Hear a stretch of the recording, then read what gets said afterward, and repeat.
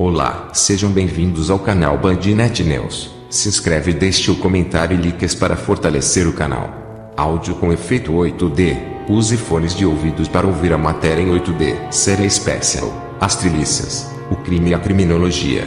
Capítulo 1. A minha fonte de inspiração, pelo equilíbrio, dando-me sabedoria para lidar com as diversidades, com o lado mais obscuro do ser humano e, ao mesmo tempo, poder perceber suas múltiplas capacidades, por não me deixar sucumbir ao desencanto, munindo-me de esperança nas inúmeras possibilidades de recriação da vida. Por Bandnet News. As execuções sumárias sempre fizeram parte das formas de violência praticadas durante a história da humanidade em todo o mundo, por esquadrões da morte e demais grupos de extermínio, organizações totalitárias voltadas para a eliminação de pessoas e para a instituição de terror social. Assim, a finalidade deste trabalho de perspectiva histórica é estudar os esquadrões da morte originados na época do regime militar no Brasil, constituindo-se, como objetivo, responder as seguintes perguntas norteadoras: quais as origens dos esquadrões da morte dos estados de São Paulo, Rio de Janeiro, Alagoas e Espírito Santo? Quais os contextos econômicos, político-ideológicos, jurídicos e civilizatórios em que eles se desenvolvem? O que há de comum entre eles? É possível estabelecer fundamentos afins entre essas facções? Este trabalho ensaístico, portanto, mostra uma natureza reflexiva e interpretativa, diferente da forma classificatória da ciência, sustentando-se nessa obra para orientar seu método de análise entre os autores de obras que fornecem dados e fatos históricos relacionados a esquadrões da morte. Para balizar este ensaio, destacam-se Bicudo, 1976, 1988, no estado de São Paulo; Barbosa, 1971, no estado do Rio de Janeiro; Magela, 2006, em Alagoas e Guimarães, 1978, no Espírito Santo. Apesar das diferenças características dos contextos históricos, de particularidades e especificidades em cada estado, os contextos econômicos, político-ideológicos, jurídicos e civilizatórios em que se formaram os esquadrões originados durante o período em referência contêm elementos comuns. Esses grupos surgem e se sustentam em contextos econômicos favoráveis para a exploração de atividades ilegais, além de parasitarem o poder político, beneficiando-se dele ao mesmo tempo em que trabalha para ele. Em muitas situações, recebem apoio popular e associam-se direta e indiretamente com o poder jurídico, por interesses mútuos, pela omissão ou mesmo por coação e intimidação. Portanto,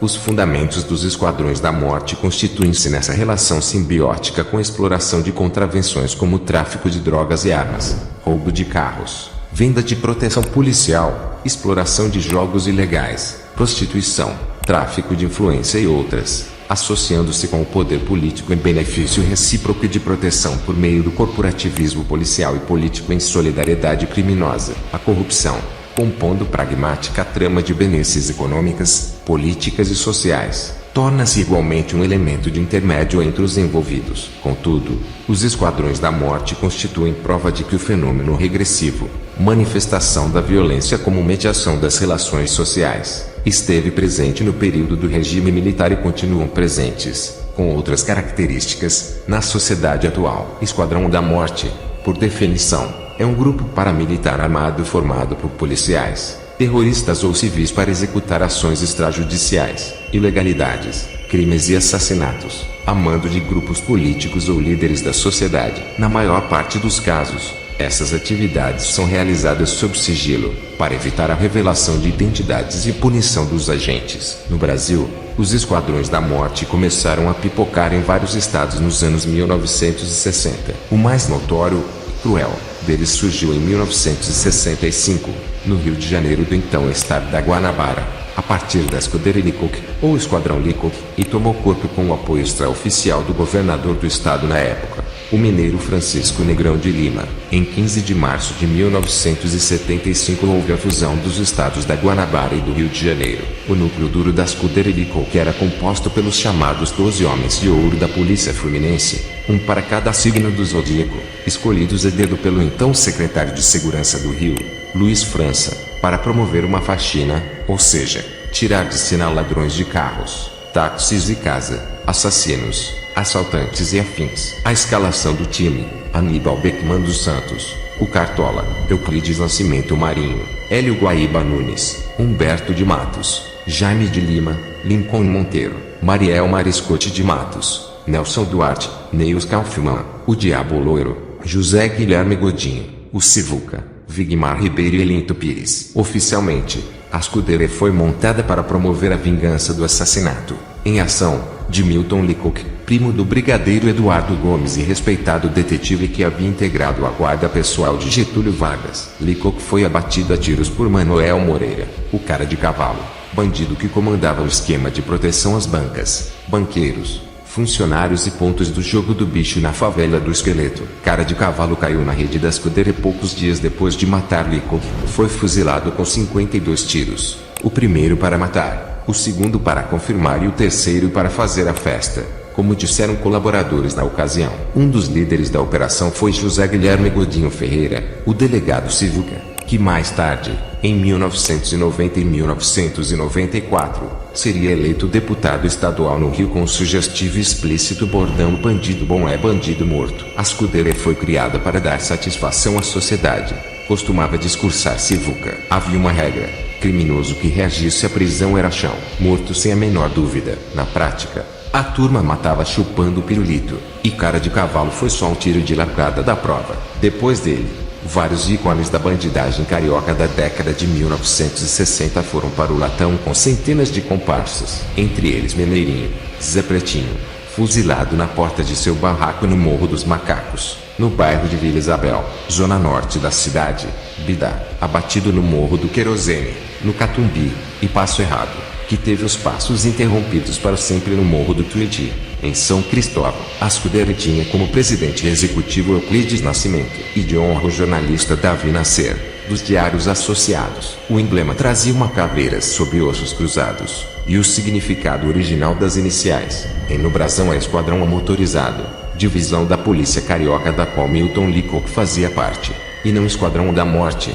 Mas essa informação era solenemente desprezada pelos populares e até mesmo por integrantes. A Leacock transformou-se em associação e, no auge, chegou a ter mais de 7.000 seguidores, entre associados e admiradores. Com o tempo e o aumento assustador dos índices de vaidade e de poder gerado pelo medo, seus integrantes assumiram projetos mais ambiciosos e perigosos, entre eles as parcerias com líderes do jogo do bicho. Muitos leacockianos ligavam para a imprensa para contar em detalhes como tinham acabado de fechar um grupo de criminosos. Para combater essas e outras práticas, consideradas excessos internamente, a Scuderia expulsou alguns de seus pesos pesados. O mais famoso desses líderes dispensados foi o policial mais famoso de sua geração, Mariel Araújo Mariscote de Matos, o Mariel Mariscote, o Ringo de Copacabana, o MMM. Limado da Scuderia na década de 1970. Mariscote nasceu em Niterói, mas, por mais um desses caprichos do destino, foi criado na mesma Bangu do megabanqueiro de bicho Castor de Andrade. Leia a reportagem sobre ele nesta série. Treinava natação e polo aquático no Bangu Atlético Clube e foi campeão carioca de natação e saltos ornamentais. Como policial, MMM passou rodo em alguém pela primeira vez ainda jovem, em Copacabana, durante um flagrante de assalto em que o ladrão resistiu à voz de prisão. Ameaçado de prisão por homicídio, rendeu o delegado do caso com 2 pistolas calibre 45, uma em cada mão. Surgiu o apelido Ringo de Copacabana. Bonito e forte, conquistou algumas das mulheres mais desejadas do Rio de Janeiro em sua época, entre elas as atrizes Elza de Castro e Darlene Glória, além da modelo Rose de Primo. Nos anos 1960, teve um caso com Rogéria, a travesti da família brasileira. Mariscote foi detido sob acusação de assassinato e de integrar o Esquadrão da Morte. Em 19 de junho de 1973, recebeu pena de 16 anos e 10 meses de reclusão. Fugiu da cadeia, mas depois foi obrigado a passar um período no presídio de Ilha Grande. De volta às ruas, decidiu tentar, a todo custo, fazer parte do poderoso grupo do jogo do bicho. O problema é que esqueceu de combinar com o baronato da atividade. MMM e sua intenção tombaram juntos depois de uma sequência de balas disparadas contra o ex-policial no dia 8 de outubro de 1981, no centro do Rio, em frente a uma das fortalezas do bicheiro Raul Capitão, no centro do Rio. Tinha 41 anos. Mariscote era sócio de um dos filhos de Capitão, Marcos Aurélio Corrêa de Melo, o Marquinhos. É provável que tenha deixado no parceiro a semente de sua ambição desmedida. 7 anos depois, em maio de 1988, Marquinhos também tombou em solo carioca a tiros de metralhadora. Extinta no início de 2000, a Scudery voltou em 2015 em versão bem mais discreta, do bem e com novo nome. Associação Filantrópica Scudery Detetive Leacock. Entre seus 60 integrantes estão policiais aposentados e profissionais de outras áreas. O objetivo agora é fazer um trabalho preventivo de conscientização dos cariocas diante da violência que afeta a cidade. Queremos colaborar com as autoridades e mudar a imagem que tivemos no passado, disse o presidente da associação, o policial civil aposentado Humberto Fittipaldi Filho, durante uma panfletagem na Lagoa Rodrigo de Freitas, zona sul da cidade maravilhosa. Os 12 homens de ouro certamente achariam um fim melancólico, mas até a melancolia pode ter alguma versão positiva, como foram os 2 assassinatos que deram início ao grupo de extermínio Scudery Leacock. Há 55 anos, Pedro Januário e Clotilde Alves da Costa moravam num casebre no Saco de Fora, onde hoje fica a armação de Búzios, na região dos Lagos. A violência da cidade grande era algo distante para eles até que, na madrugada de 3 de outubro de 1964,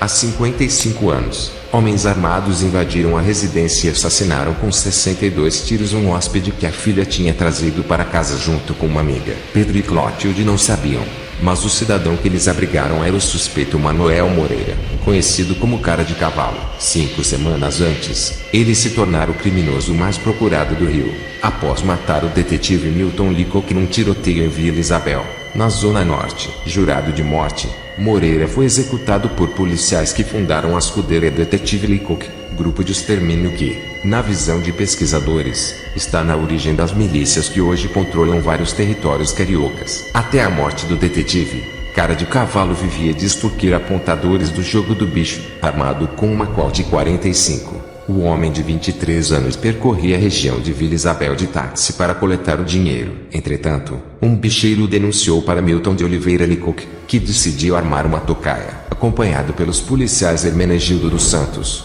Aníbal Beckman dos Santos e delegado Hélio Vigil, o detetive tentaria prender Cara de Cavalo. Na noite de 27 de agosto de 1964, eles identificaram a mulher que o ladrão usava para recolher o pagamento e a seguiram até o Largo do Maracanã, onde encontraram um suspeito. Ao perceber a ação, ele tentou fugir, mas seu táxi foi fechado na rua Teodoro da Silva pelo Fusca dos policiais. Houve troca de tiros, e Leacock foi atingido no tórax e no pescoço por 5 disparos. O detetive de 44 anos foi socorrido, mas não resistiu. No dia seguinte à morte de Leacock, a imprensa carioca noticiou a revolta de policiais. Não foram poucos os que, junto ao cadáver, juraram matar o assassino. Foragido, Cara de Cavalo chegou, na noite de 2 de outubro, ao casebre de Saco de Fora, região que na época integrava o município de Cabo Frio. Ele foi levado até lá pela namorada, Nilza Ribeiro, que era amiga de Vanilda Alves, filha de Pedro Januário e Clotilde Alves,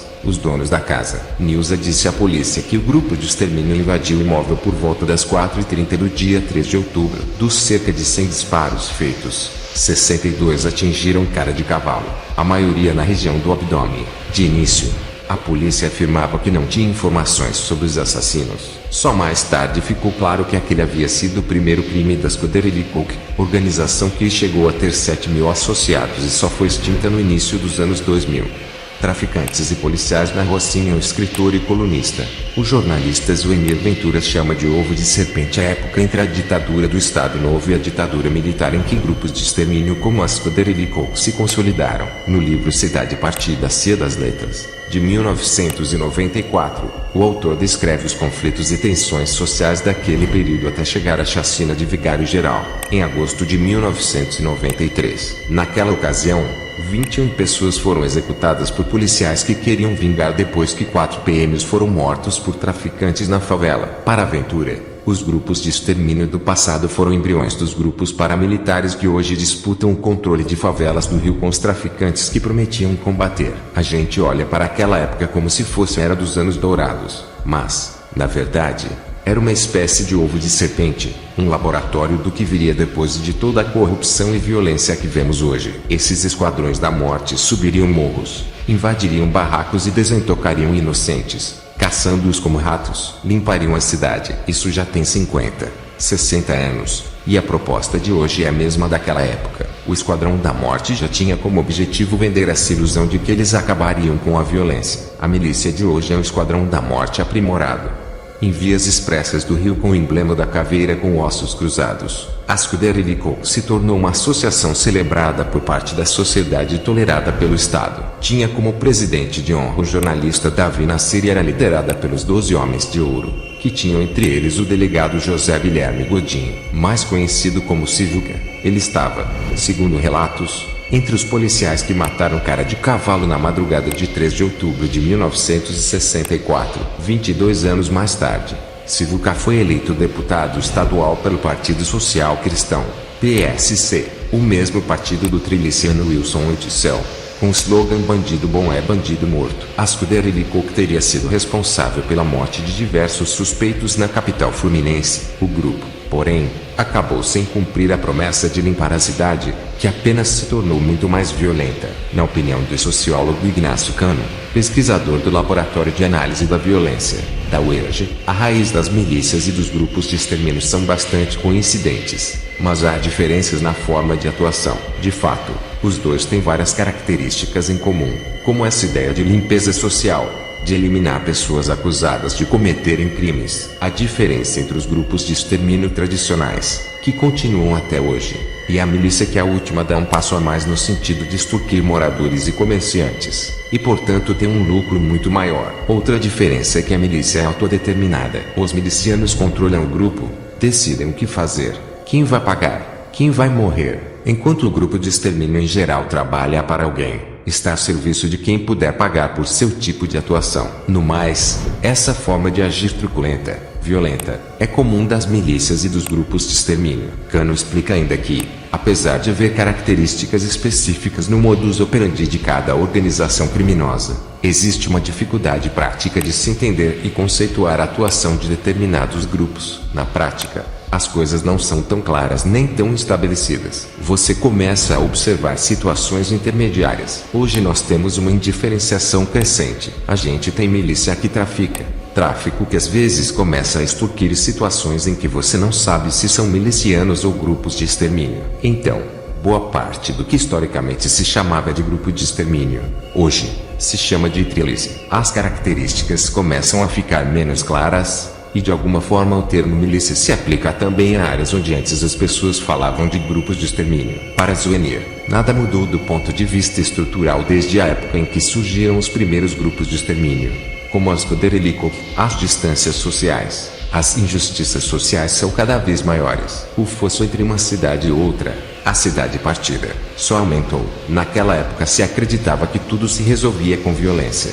O que se manteve? A política de segurança não mudou. O que temos no Rio hoje é uma política de extermínio. Cano segue a mesma linha. O que vivemos hoje é uma nova fase mais trágica. Essa ideologia do extermínio se tornou proposta de política pública. Temos governantes no Rio de Janeiro e em Brasília que defendem a morte das pessoas como solução para a segurança pública. Naquela fase inicial, os grupos de extermínio eram meio que tolerados, mas não eram defendidos publicamente pelas autoridades. E agora nós temos esse projeto político no poder. É como se o chefe da Scuderie Coke estivesse no governo. Essa é a situação que a gente vive, sob supervisão de William Filho. Enfrentar uma discussão sobre o poder da milícia é sempre uma árdua tarefa, pois a existência desses grupos organizados no Rio de Janeiro tem pelo menos 40 anos. Desde a década de 80 as milícias constituem o que comumente é chamado de um poder paralelo, o que não nos parece correto, porque esses grupos de extermínio, esquadrões da morte, fazem parte de um crime organizado que ocupa as estruturas do poder público municipal de diferentes formas. Ou seja, são parte do Estado e quem é parte não tem poder paralelo. Tem poder que pode até ser central. O conceito de paralelismo implica não haver pontos de encontro. Disse que uma reta é paralela à outra justamente porque não se encontram, nem no infinito. Portanto, não se deve falar que o poder da milícia é um poder paralelo do Estado, porque de alguma forma esse crime organizado profissionalizado se encontra com a estrutura estatal em diversos momentos e perpassa a vida política na cidade do Rio de Janeiro. A questão central é que esse encontro perpendicular acontece em um ângulo de 90 graus e cabe a nós identificar em que momentos essas práticas, retas, se encontram. Desde a ditadura militar, os esquadrões da morte são conhecidos e reconhecidos na Baixada Fluminense e na Zona Oeste, foram sustentados pelo regime militar. Como identificamos nas pesquisas desenvolvidas no âmbito da Comissão Estadual da Verdade do Rio, muitos ou quase todos dos porta-vozes da ditadura militar nessa região alcançaram postos de representação política em cidades da Baixada em uma aliança profissionalizada com o jogo do bicho e algumas escolas de samba, como nos mostra a obra Os Porões da Contravenção, dos jornalistas Aloysio Piara e Chico Otávio. O mito, significado do gadonismo no Brasil. Inclusive, o ex-presidente Jair Bolsonaro nomeou Carlos Humberto Manato, ex-membro declarado da escudeira e detetive Lecoq, amigo de Rony Lessa, que também era membro da quadrilha, para fazer parte do seu governo. Manato será secretário especial para a Câmara dos Deputados da Casa Civil da Presidência da República. Manato foi derrotado na eleição para governador do estado do Espírito Santo e é ex-deputado federal. Escudeira e Lecoq é um nome de fachada utilizado para a organização de grupos de extermínio e fuzilamento. A história desses grupos começa nos primeiros anos de ditadura militar instalada depois do golpe de 1964. Esses grupos foram criados para atacar os trabalhadores, estudantes e educadores, que são chamados de comunistas, suas organizações e seus líderes como forma de sustentar a política do regime. Entre 1968 e 1969, uma série de eventos e demonstrações de força das organizações estudantis e dos trabalhadores levam a um recrudescimento da repressão política. Então, uma das maneiras desenvolvidas foram os grupos de extermínio formados por polícias e membros das forças de repressão, os conhecidos grupos da morte, que se tornaram uma verdadeira política pública de segurança. Além disso, foram incentivados grupos de caráter fascista e com a participação de pessoas que não eram necessariamente polícias ou militares, como a escudeira Lecoq. Desde os primórdios, em torno de 30% de milicos interagem com médicos, dentistas, advogados, promotores, engenheiros e toda sorte de pequeno-burgueses raivosos. A partir de 1968, esses esquadrões da morte foram a principal peça na caça aos membros de toda e qualquer instituição de esquerda ligada aos trabalhadores. O grupo CCC, Comitê de Caça aos Comunistas, também possui a sua origem ligada a esse momento da repressão política no país. O CCC era majoritariamente composto por militares e estudantes de direito e foi decisivo na desarticulação das reivindicações dos estudantes, além da morte, tortura e mutilação de inúmeros indivíduos. Na verdade, esses grupos de extermínio foram fundamentais para a sustentação do governo através da repressão e morte dos opositores. Assim, a mais violenta e incrível repressão policial e paramilitar foi imposta ao povo e consentida pela pequena burguesia. A imprensa burguesa e as campanhas publicitárias da época também endossavam e defendiam a repressão. Paralelo a isso, a grande burguesia nacional também financiava e, em alguns casos, até assistia à tortura e à guerra contra o povo. Associado aos grupos de extermínio, a repressão oficial torturava com a tática de obter informações. Essas confissões forçadas não impediam uma série de castigos físicos, mutilações, fuzilamentos, esquartejamentos e etc. Relatos e documentos atestam que crianças chegaram a ser presas, torturadas e abusadas. Cabe ressaltar também que, desde o início, esses grupos tinham como estratégia culpar os grupos de esquerda pelos seus atos. Ao mesmo tempo, procuravam justificar a violência cometida contra a esquerda e os mais pobres, chamando-os de traidores da pátria. Outra característica curiosa dos grupos de extermínio e da escudeira Lecoq é que sempre houveram as homenagens concedidas por políticos. Os polícias, membros e organizadores dos grupos recebiam inúmeras comendas e menções dos assembleias estaduais e câmaras municipais, exatamente como ficou exposto ter sido feito por Flávio Bolsonaro a milicianos do Rio de Janeiro. Flávio Bolsonaro queria legalizar e assinar a carteira de trabalho de milícias no Rio de Janeiro, favorável à legalização das milícias e ao uso de blindados em operações policiais nas favelas, contrário ao desarmamento e à política de quotas raciais. Participante da comunidade do Orkut, estuprador merece a morte. Estas são algumas facetas do deputado estadual Flávio Bolsonaro, ex-PP, o mais novo integrante da Comissão de Direitos Humanos da Assembleia Legislativa do Rio. Embora sua visão de direitos humanos questione a própria Declaração Universal dos Direitos do Homem, ele não considera contraditória a sua participação no colegiado. Para mim, direitos humanos não são para todos os humanos, porque algumas pessoas não podem nem ser chamadas de seres humanos. São monstros. Os marginais que mataram João Hélio não podem ter o mesmo tratamento que eu e você. filho do ultraconservador e triliciano Jair Bolsonaro, que já foi visto passeando com uma camisa com os dizeres direitos humanos, a excrescência da vagabundagem. O parlamentar tem sido uma voz dissonante na comissão da LGQG dos trilicianos, na defesa de suas ideias. Termina quase sempre como voto vencido. No primeiro mês de seu segundo mandato na Assembleia, foi reeleito com 43.099 votos, pela soberba do Rio de Janeiro. Bolsonaro já votou contra a instalação da CPI das milícias e, inclusive, planeja apresentar um projeto regulamentando atividades das polícias mineiras. As classes mais altas pagam segurança particular, e o pobre, como faz para ter segurança? O Estado não tem capacidade para estar nas quase 1000 favelas do Rio. Dizem que as milícias cobram tarifas, mas eu conheço comunidades em que os trabalhadores fazem questão de pagar R$ 15 para não ter traficantes. Afirma o bolsonarista. Sem nunca ter estudado segurança pública na vida, o trilícia também questionou o projeto de concessão de indenizações a vítimas de bala perdida. Para ele, é preciso levantar minuciosamente o histórico de cada uma destas pessoas. Outro alvo das críticas do parlamentar é o sistema prisional do Estado, considerado por ele uma colônia de férias de bandidos. Vários criminosos que conhecem melhor os seus direitos do que agentes saem da cadeia e voltam a cometer crimes. Eles precisam saber que ao serem presos estão na porta do inferno. Marginal só respeita o que tem medo. Avalia Bolsonaro, que ligou pessoalmente ao coronel Ubiratã Guimarães em janeiro de 2006 para dar os parabéns pela absolvição do massacre do Carandiru. Preconceito. O deputado também não economiza munição contra os colegas que vão às favelas depois de um tiroteio, mais interessados nos votos do que no bem-estar daquelas comunidades e que se opõem à utilização do caveirão pelo Batalhão de Operações Especiais da Polícia Militar. Convido qualquer um desses a participar de uma operação do BOP e ver como eles são recebidos. Na época, a indicação de Bolsonaro para a Comissão de Direitos Humanos provocou arrepios em entidades ligadas ao setor como o Grupo Tortura Nunca Mais. Para a professora Elizabeth Silveira e Silva, presidente da entidade no Rio, o fato foi um atraso. Lamento profundamente que ele tenha sido escolhido. Ele não tem perfil nenhum de uma pessoa defensora dos direitos humanos. As declarações dele são opostas à nossa concepção. É incoerente com a proposta da própria comissão ter uma pessoa com uma visão tão deturpada do assunto.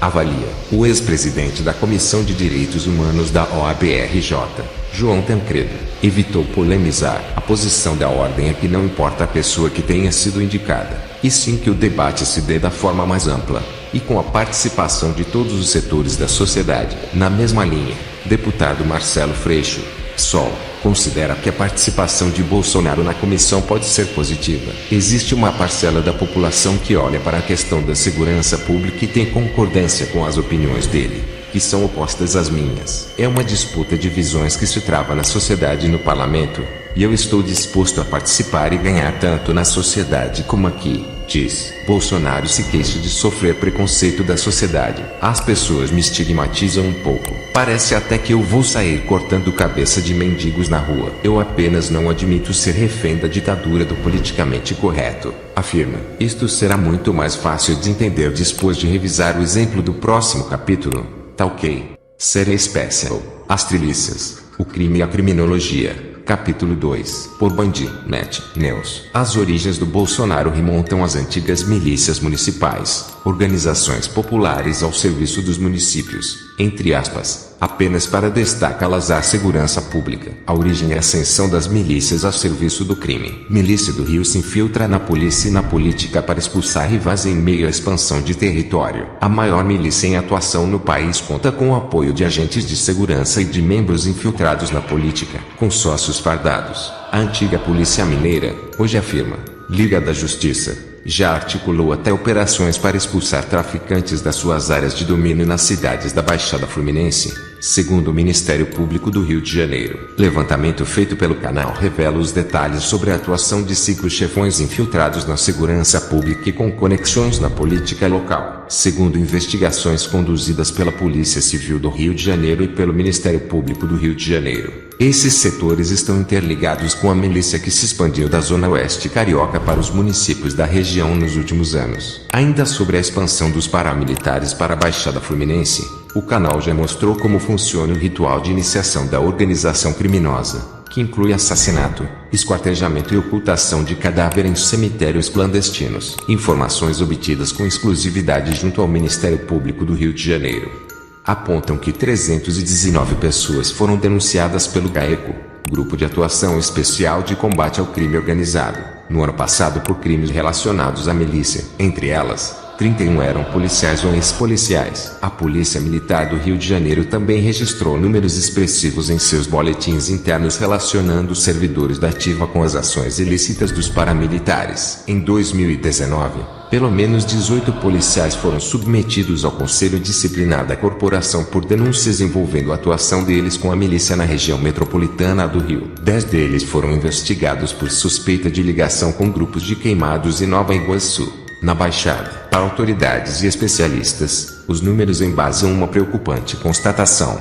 Em uma área com menor efetivo policial, o cenário de impunidade impulsiona a participação de servidores e até de políticos na milícia. A milícia é a organização criminosa mais difícil de combater pela proximidade com o poder público, e batalhões de polícia, em funções de gerência. Os policiais ligados ao crime organizado passavam informações privilegiadas sobre operações do Grupo de Atuação Especial de Combate ao Crime Organizado que estavam para acontecer. Além disso, os policiais também negociavam com os traficantes do PCP, uma facção que foi fundada pela Polícia Militar do Rio de Janeiro. Armas que tinham sido apreendidas em outras operações e até mesmo as fardas da tropa. O triângulo amoroso entre polícia, Assembleia Legislativa do Estado do Rio de Janeiro e trilícias. Autor de estudos sobre o avanço das milícias no Rio de Janeiro, o sociólogo Ignácio Cano acredita que a ligação entre a milícia e a política também pode estar relacionada à atuação dos grupos de extermínio na Baixada. A expansão da milícia para a Baixada é favorável porque a região fica em um território ignorado,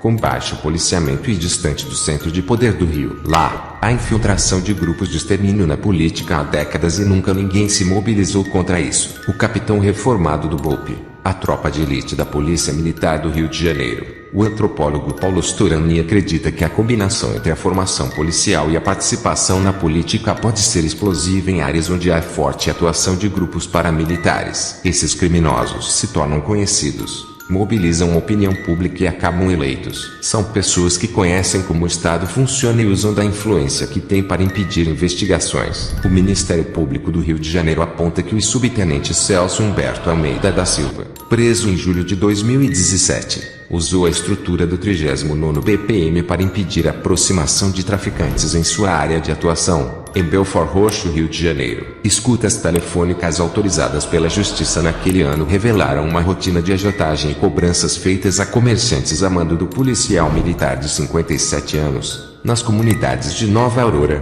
Bela Vista, Xangri-Lá e Terra Branca. Com base nos grampos telefônicos, 24 suspeitos de integrar o grupo foram denunciados à Justiça. Domerício dos Santos José, conhecido como Dito ou Devagar, é apontado pela investigação como sócio de Celso, conhecido no grupo paramilitar como mais velho. Segundo o Ministério Público do Rio de Janeiro, o miliciano Wagner Cardoso Rosendo, o Aguinho, era o responsável pela ponte entre eles. Homicídios e ligação com políticos. Diz polícia, Celso não foi o único policial militar a serviço do crime no batalhão de Belford Roxo. Em novembro, uma operação em conjunto entre o Ministério Público do Rio de Janeiro e a Polícia Civil do Rio de Janeiro apontou o envolvimento de 6 policiais e 5 militares, acusados de integrar o grupo. Entre eles, os PMs Carlos Vinicius Gomes do Nascimento e Alex Bonfim Lima, que também atuaram no 39º BPM. O vereador Eduardo Araújo, PRB, foi alvo de mandado de busca e apreensão.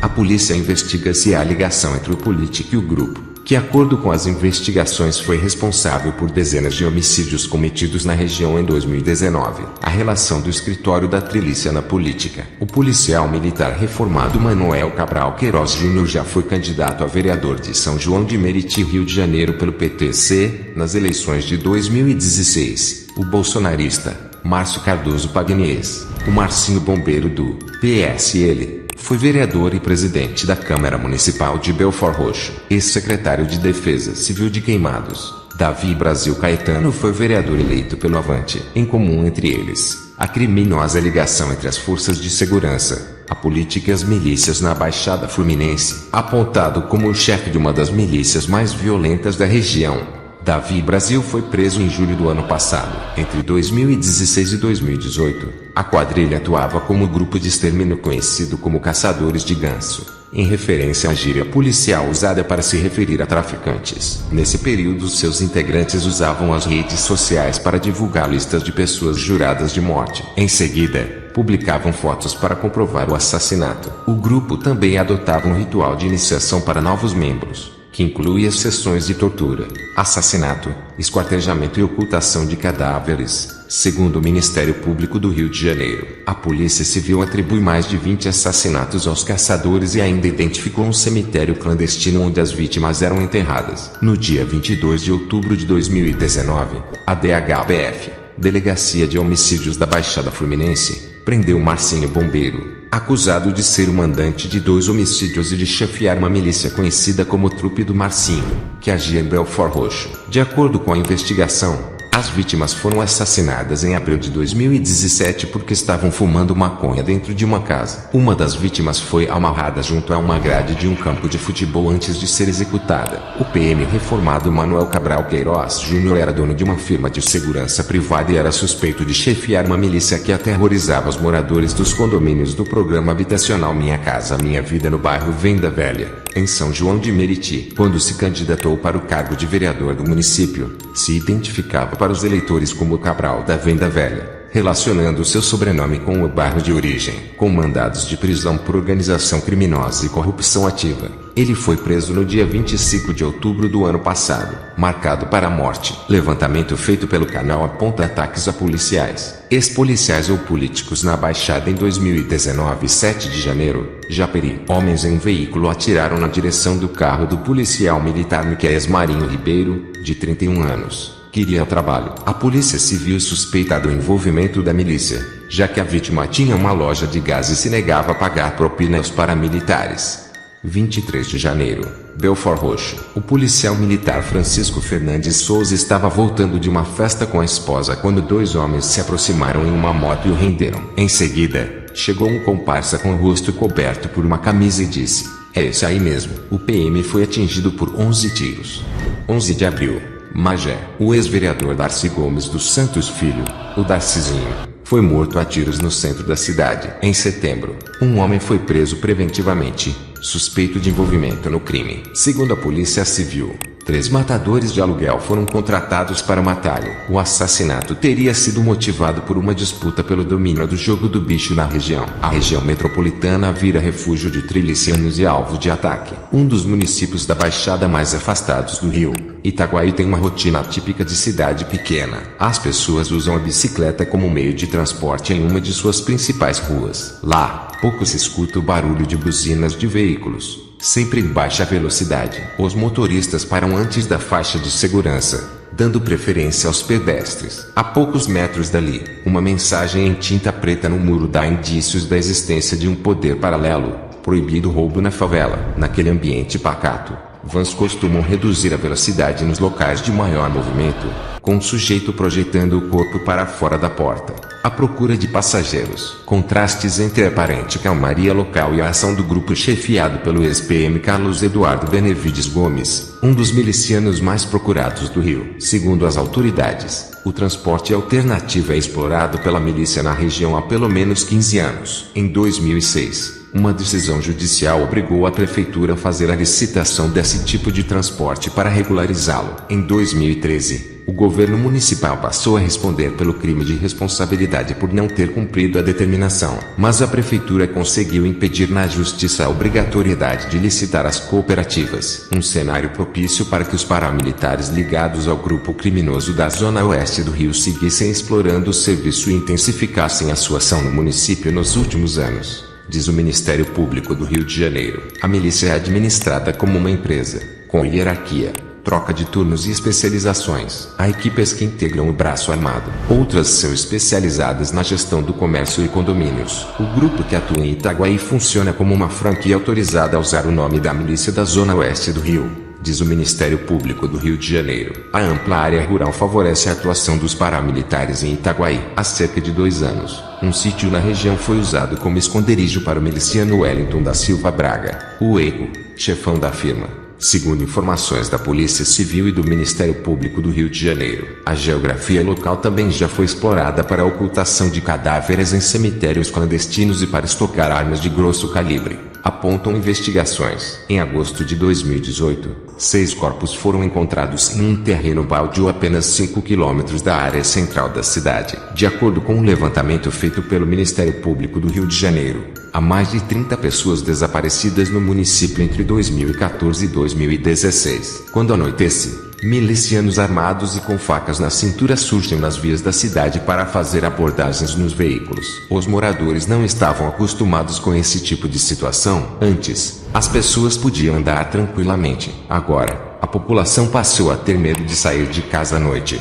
relatou um morador, que pediu para não ser identificado. O apoio da Polícia Militar e as características do relacionamento dos franqueadores da Tropa do Eco. A Polícia Civil e o Ministério Público do Rio de Janeiro investigam a extorsão da milícia a todo tipo de comércio em Itaguaí. Nos últimos meses, um empresário entrou ofegante na delegacia da cidade. Disse ter recebido uma ligação com uma ameaça e uma espécie de cartão de visitas da milícia. Do outro lado da linha, um homem exigiu o pagamento de taxa de segurança e disse ser da Tropa do Eco. O miliciano ainda disse que, se o comerciante não pagasse, iria sofrer as consequências. Ele veio à delegacia para denunciar, mas não teve coragem de registrar a ocorrência. Isso é muito comum quando a milícia está envolvida. Qualquer autônomo pode ser vítima de extorsão da milícia, afirmou o delegado Marcos Santana Gomes, titular da 50ª DP, Itaguaí. Para Jorge Luiz Furquim, promotor do GAECO, a expansão da milícia em Itaguaí só é possível por causa do apoio de milicianos de farda. Existe sempre um acordo prévio com o PM. Antes de invadir um território, fazem um contato prévio com o policiamento local. Os milicianos entram como se fossem integrantes de forças especiais. Passam nos comércios para dizer que a bagunça acabou. Depois, fazem atrocidades. Matam algumas pessoas de forma aleatória para se impor pelo medo. A criminologia e o crime. Itaguaí faz parte dos primórdios da integração entre a milícia da Zona Oeste do Rio e a Baixada. E, desde o início, essa atuação contou com a participação de policiais e ex-policiais. Em 2008, o hoje ex-PM Luciano Guinâncio Guimarães foi denunciado pela atuação no município. Ele é filho de Jerônimo Guimarães Filho, o Jerominho, um dos primeiros chefões da milícia, condenado a 38 anos e 1 mês pelos crimes de extorsão, homicídio qualificado e organização criminosa. Luciano cumpre pena no regime semiaberto desde maio de 2019. Em maio de 2016, o ex-policial militar Júlio César Ferraz de Oliveira, que chefiava a milícia local, foi preso em uma operação de fiscalização da PRF, Polícia Rodoviária Federal, na rodovia Rio Santos, acusado de crimes como homicídio, lesão corporal e extorsão. Com a captura dele, Carlos Eduardo Benevides Gomes, outro miliciano com passagem pelo Ministério Público do Rio de Janeiro, passou a chefiar o grupo paramilitar de Itaguaí. Ele integrou uma lista de 48 denunciados pelo Ministério Público do Rio de Janeiro por integrar a organização criminosa. A falsa sensação de segurança no QG da Trilha em Itaguaí, no bairro Chaperó, reduto da milícia em uma região afastada de Itaguaí. Paramilitares exploram os moradores de condomínios do programa habitacional Minha Casa Minha Vida, do governo federal. Para quem circula por lá, há uma falsa sensação de segurança, já que os roubos são proibidos pela milícia. Quem quebrar a regra, paga com a vida. Nos últimos meses, um adolescente foi assassinado por causa de uma foto, onde aparecia fazendo um sinal de apologia a uma facção criminosa do Rio. Para o Tribunal da Milícia, a pena também é de morte para o uso de drogas ou assédio a mulheres casadas. Isto será muito mais fácil de entender depois de revisar o exemplo do próximo capítulo. Tá ok? Série Special. As Trilícias, o crime e a criminologia.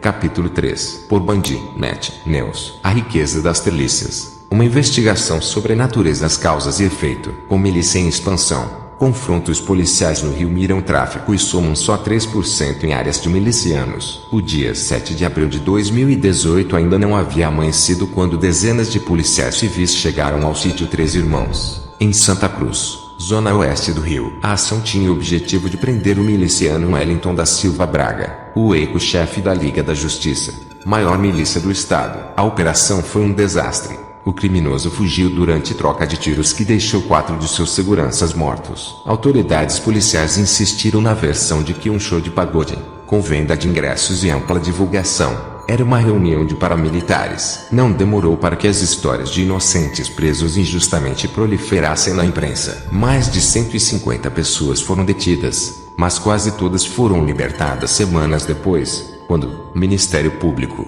do Rio admitiu que não havia elementos para imputar crimes a 138 presos. Levantamento da Draco, Delegacia de Repressão às Ações Criminosas. Entrega à Defensoria Pública mostrou que 139 detidos nunca tinham sido sequer investigados por envolvimento com grupos paramilitares. Esse tipo de confronto armado entre policiais e paramilitares é raridade, como mostra levantamento inédito feito pelo canal com base em registros do Laboratório de Dados sobre Violência Armada Fogo Cruzado. A análise de 2.959 tiroteios com a presença de agentes de segurança na cidade do Rio entre 5 de julho de 2016 e 30 de setembro de 2019 revela um padrão. Na prática, o Rio é uma cidade com duas polícias. Uma que promove incessante e violento confronto contra o tráfico de drogas e outra leniente com as milícias. Para chegar a essa constatação, a reportagem analisou os locais onde esses confrontos armados ocorreram a fim de checar se essas áreas eram dominadas pelo crime organizado e determinar quais grupos criminosos atuavam ali. As trocas de tiros envolvem sobretudo a polícia militar, responsável pelo policiamento ostensivo e por operações regulares em comunidades. Também há,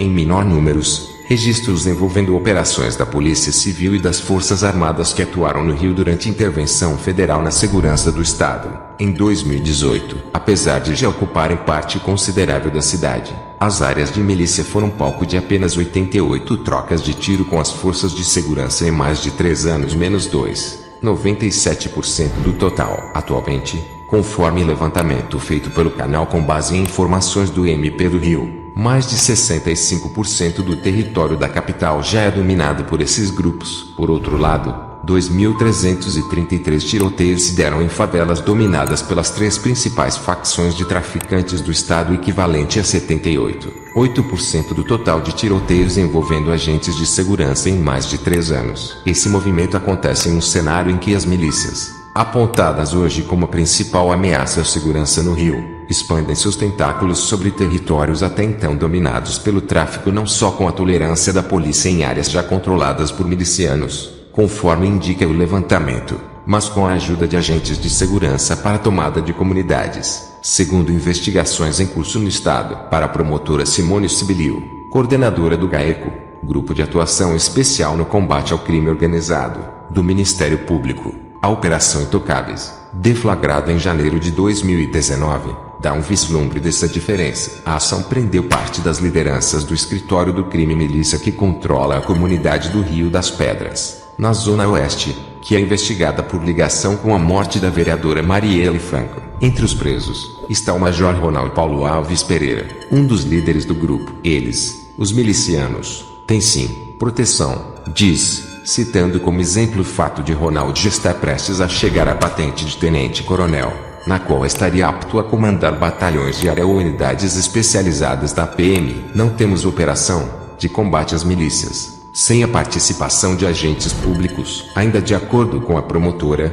embora ainda não existam provas cabais de que batalhões da PM estão atuando a serviço das milícias, isso é uma hipótese plausível. Não identificamos ainda a ação dolosa de um batalhão. O que há é uma inferência nesse sentido, mas a gente não descarta porque a omissão é clara, pontua. A conclusão é de que, na cidade maravilhosa, apenas determinados CEPs são alvo da política de confronto que norteia a segurança pública há décadas. A Secretaria de Estado da Polícia Militar do Rio de Janeiro defendeu rigor no combate a grupos criminosos, mas não se manifestou sobre o resultado do levantamento do canal. O conflito na Zona Oeste, a Guerra dos 6 Dias, quanto à Cidade de Deus e Gardênia, vizinhas, mas com atuação diferenciada do mesmo batalhão. Embora tenham uma presença histórica em diversos bairros da Zona Norte carioca, e na Zona Oeste que a milícia nasceu, sofisticou seus métodos de atuação e partiu em uma expansão desenfreada pelo estado do Rio. Considerada o local de fundação das milícias, a comunidade do Rio das Pedras, em Jacarepaguá, registrou somente uma troca de tiros com presença de policiais desde julho de 2016. A favela é controlada pelo escritório do crime, Grupo acusado de matar a vereadora Marielle Franco e o motorista Anderson Gomes. A quadrilha domina outras comunidades no bairro vizinho do Itanhangá, entre elas está a favela da Muzema, onde 2 prédios construídos por milicianos desabaram em abril, matando 24 pessoas. Na Gardênia Azul, outra comunidade de Jacarepaguá dominada há décadas por paramilitares, também houve apenas um tiroteio. Uma rua, Estrada do Gabinal, separa a comunidade da Cidade de Deus. As 2 comunidades são patrulhadas mesma unidade da Polícia Militar, o 18º PPM, Jacarepaguá. Esse batalhão tem um histórico de acusações de ligação com milícias. Lá trabalharam juntos o ex-PM Adriano Magalhães da Nóbrega, o capitão Adriano, ex-chefe do escritório do crime, e Fabrício Queiroz, ex-assessor parlamentar pivô do escândalo envolvendo o senador Flávio Bolsonaro, sem partido, filho mais velho do presidente Jair Bolsonaro, sem partido. Se na vizinha Gardênia reina a paz, a favela celebrizada pelo filme de Fernando Meirelles mantém o cotidiano violento exibido nos cinemas. Foram 173 confrontos com as polícias desde 2016, o que lhe confere o 2º lugar no ranking de tiroteios, ficando atrás apenas do Complexo do Alemão, na Zona Norte. A favela hoje é o principal território do Comando Vermelho na Zona Oeste carioca. Confrontos despencam após milícia tomar Santa Cruz. Estimativas obtidas junto ao Ministério Público do Rio de Janeiro mostram que apenas a Liga da Justiça controla totalmente 9 bairros da Zona Oeste: Campo Grande, Inhoaíba, Cosmos, Paciência, Guaratiba, Barra de Guaratiba, Pedra de Guaratiba, Sepetiba e Santa Cruz. Neles vivem aproximadamente 1 milhão de pessoas, 16,8% da população da capital fluminense. Nas áreas controladas pelo grupo, houve apenas 45 registros de disparos de armas de fogo envolvendo agentes de segurança em mais de 3 anos. Para efeito de comparação, somente a Vila Kennedy, comunidade em Bangu controlada pelo CV, teve mais que o dobro de confrontos, 93. O bairro dominado pelo grupo com mais trocas de tiros é Campo Grande, com 26 registros de disparos de armas de fogo com envolvimento policial em mais de 3 anos. Porém, os confrontos no bairro mais populoso do Rio fogem do padrão estabelecido no resto da cidade. Em Campo Grande, a maior parte deles ocorre em vias de grande fluxo, e não em comunidades. Campo Grande é também o berço da Liga da Justiça. Foi lá que o vereador Jerônimo Guimarães, o Jerominho, e seu irmão Natalino Guimarães, deputado estadual, criaram as bases do que viria a ser a presença paramilitar no século XXI. Diversificaram as atividades criminosas para muito além da cobrança de taxas de segurança e implementaram uma máquina de intimidação contra moradores e comerciantes das áreas dominadas. A violência brutal contra inimigos e testemunhas de crimes virou uma marca do grupo paramilitar. Em meados dos anos 2000, a cena de pessoas metralhadas por milicianos se tornou uma rotina em Campo Grande e bairros vizinhos. O grupo se expandiu, mesmo com a prisão dos seus 2 líderes. O último reduto conquistado foi Santa Cruz, bairro carioca mais distante do centro da cidade. Historicamente, o Comando Vermelho sempre teve presença forte em Santa Cruz. Por isso, levou 11 anos para que os paramilitares expulsassem a facção da região. O confronto final ocorreu na favela de Antares, principal reduto do CV no bairro, e teve uma data simbólica: 8 de outubro de 2018, dia seguinte ao primeiro turno da última eleição. A expansão da milícia contou com o auxílio da polícia militar, seja enfraquecendo os traficantes do CV com operações, seja passando ao largo das áreas dominadas pelos paramilitares. De meados de 2016 até a conquista definitiva dos milicianos, Santa Cruz teve 37 confrontos com policiais. Destes, 29 ocorreram em comunidades controladas pelo tráfico e apenas 4 em territórios de milicianos. Depois que a Liga da Justiça consolidou seu domínio integral sobre Santa Cruz, foram registrados somente 2 confrontos com policiais. Desde o fim de março, o fogo cruzado não cataloga ocorrências do tipo no bairro. A polícia está a tentar reconstruir e desenhar a imagem de uma caveira, que é sempre tão incompetente. Uma linha de investigação aponta ação de PMs para triunfo da milícia versus tráfico. Um dos últimos embates entre a milícia e o CV em Santa Cruz evidenciou com clareza a poucas vezes vista colaboração da PM para a expansão desses grupos. Em 30 de julho de 2018, os paramilitares dominaram a favela do Rola. A comunidade era importante por ser vizinha da favela de Antares, que ficaria totalmente cercada pela Liga da Justiça. caso a comunidade aliada fosse tomada. Imagens feitas por equipes de TV e flagrantes publicados por moradores nas redes sociais mostravam dezenas de criminosos vestidos de preto. Eles usavam máscaras, coletes à prova de balas e fuzis para sustentar o tiroteio. O confronto suspendeu a circulação do BRT Transoeste e das linhas de ônibus, além de impedir milhares de pessoas de irem ao trabalho ou à escola naquela manhã. Enquanto moradores relatavam um cenário de caos, a PM, que deveria agir para encerrar a guerra, a estimulava. Fotos distribuídas pelas redes sociais mostram um grupo de policiais calmamente no local. Alguns deles interditavam a Avenida Cesário de Melo, um dos principais corredores viários da Zona Oeste, para garantir a livre circulação dos milicianos. Outros chegaram a ser flagrados ao lado dos bandidos, em uma interação amistosa. As imagens fizeram com que a corregedoria da PM abrisse uma investigação contra um sargento, uma cabo e 2 soldados do 27º BPM, Santa Cruz. As 150 páginas do procedimento,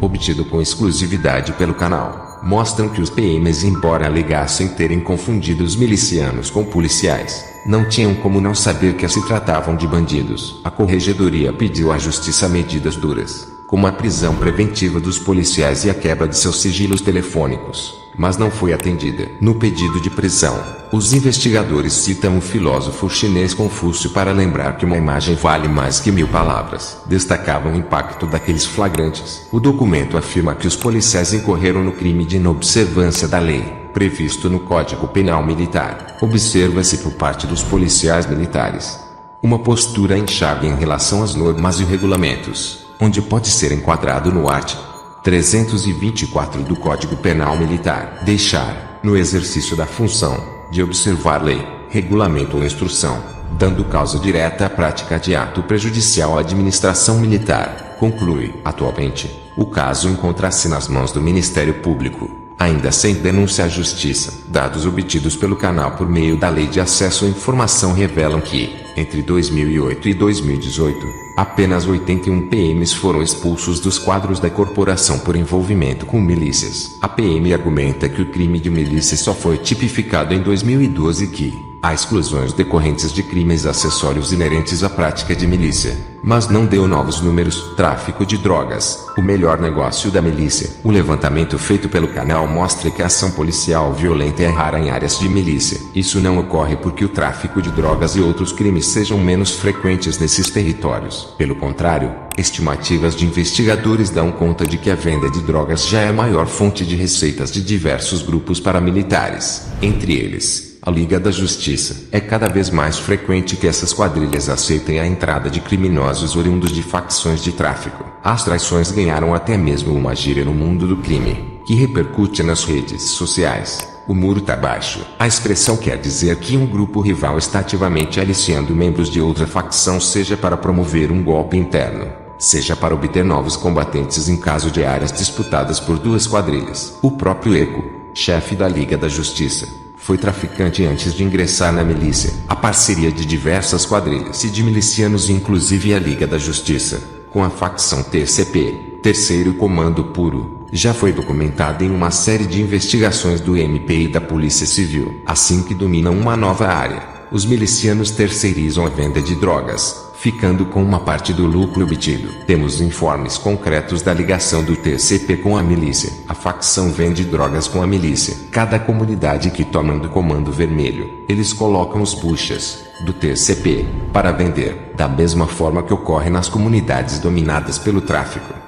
Diz o Ministério Público do Rio de Janeiro. Aires investiga a milícia na Zona Oeste há mais de 20 anos e hoje é titular da 20ª Promotoria de Investigação Penal de Campo Grande. O sociólogo José Cláudio Souza Alves é um dos maiores estudiosos da ação das milícias no Rio. Professor da UFRJ, Universidade Federal Rural do Rio de Janeiro, e morador da Baixada Fluminense, ele afirma que há relatos de áreas que são alugadas por milicianos para que o TCP atue. Essa espécie de outorga ocorre após a expulsão do CV, seja por milicianos e integrantes de grupos de extermínio, seja pela ação das polícias. Após isso, a milícia aluga para o TCP, quando não quer ela própria o controle, porque o controle tem ônus. Quando já há uma situação estabelecida que é favorável a ela, a milícia cede e aluga para que a facção assuma, disse José Cláudio Souza Alves, sociólogo. Apesar de acobertarem o tráfico e outras atividades criminosas consideradas prioritárias pela política de segurança pública como o roubo de cargas, as milícias não têm sido os alvos preferenciais de prisões. Dados divulgados pelo próprio governador Wilson Witzel, PSC, em novembro dão conta de que, até aquele momento, cerca de 1% dos presos no estado eram milicianos, menos 377 das 30.792 prisões. Delegado aposentado, Cláudio Ferraz esteve na linha de frente da repressão às milícias quando comandou a DRACO, Delegacia de Repressão a Ações Criminosas Organizadas, entre 2007 e 2011. Depois assumiu o órgão responsável por regulamentar o transporte alternativo no município, uma das principais fontes de recursos dos paramilitares. Segundo ele, hoje esses grupos vêm mantendo sob sua proteção todas as atividades criminosas que ocorrem em suas áreas de influência. Por um lado, isso faz com que haja uma aparente paz, já que sua penetração nas forças de segurança garante que não haverá conflitos. Por outro, permite que o crime maximize seus lucros. O que se percebe claramente é que essas milícias, considerando a interlocução com a máquina do Estado, estão galgando um patamar de fazer a gestão e arbitragem de todas as atividades ilegais que ocorrem em sua área de atuação: o roubo de carga, a receptação, a falsificação de bebidas, o contrabando de cigarros, a venda de armas, o roubo de caixas eletrônicos, o tráfico de drogas, a extorsão, a cobrança de estacionamento clandestino, as construções irregulares, a grilagem de terras. Tudo passa por eles, resume a promotora Simone Sibilio, coordenadora do GAECO do MPRJ. Diz que as investigações do órgão chegam à mesma conclusão. Você sabe que a milícia ocupou uma área quando os índices de criminalidade começam a cair. É o crime organizado regulando a mancha criminal, explica Comando Vermelho, o alvo preferencial das polícias. O levantamento do canal mostra que grande parte dos confrontos com forças policiais ocorre em comunidades da zona norte do Rio controladas pelo CV, Comando Vermelho, maior e mais antiga facção de tráfico no estado. No total, 56% dos tiroteios ocorreram em áreas dominadas pelo grupo. A cada 5 registros de embates com as polícias na cidade,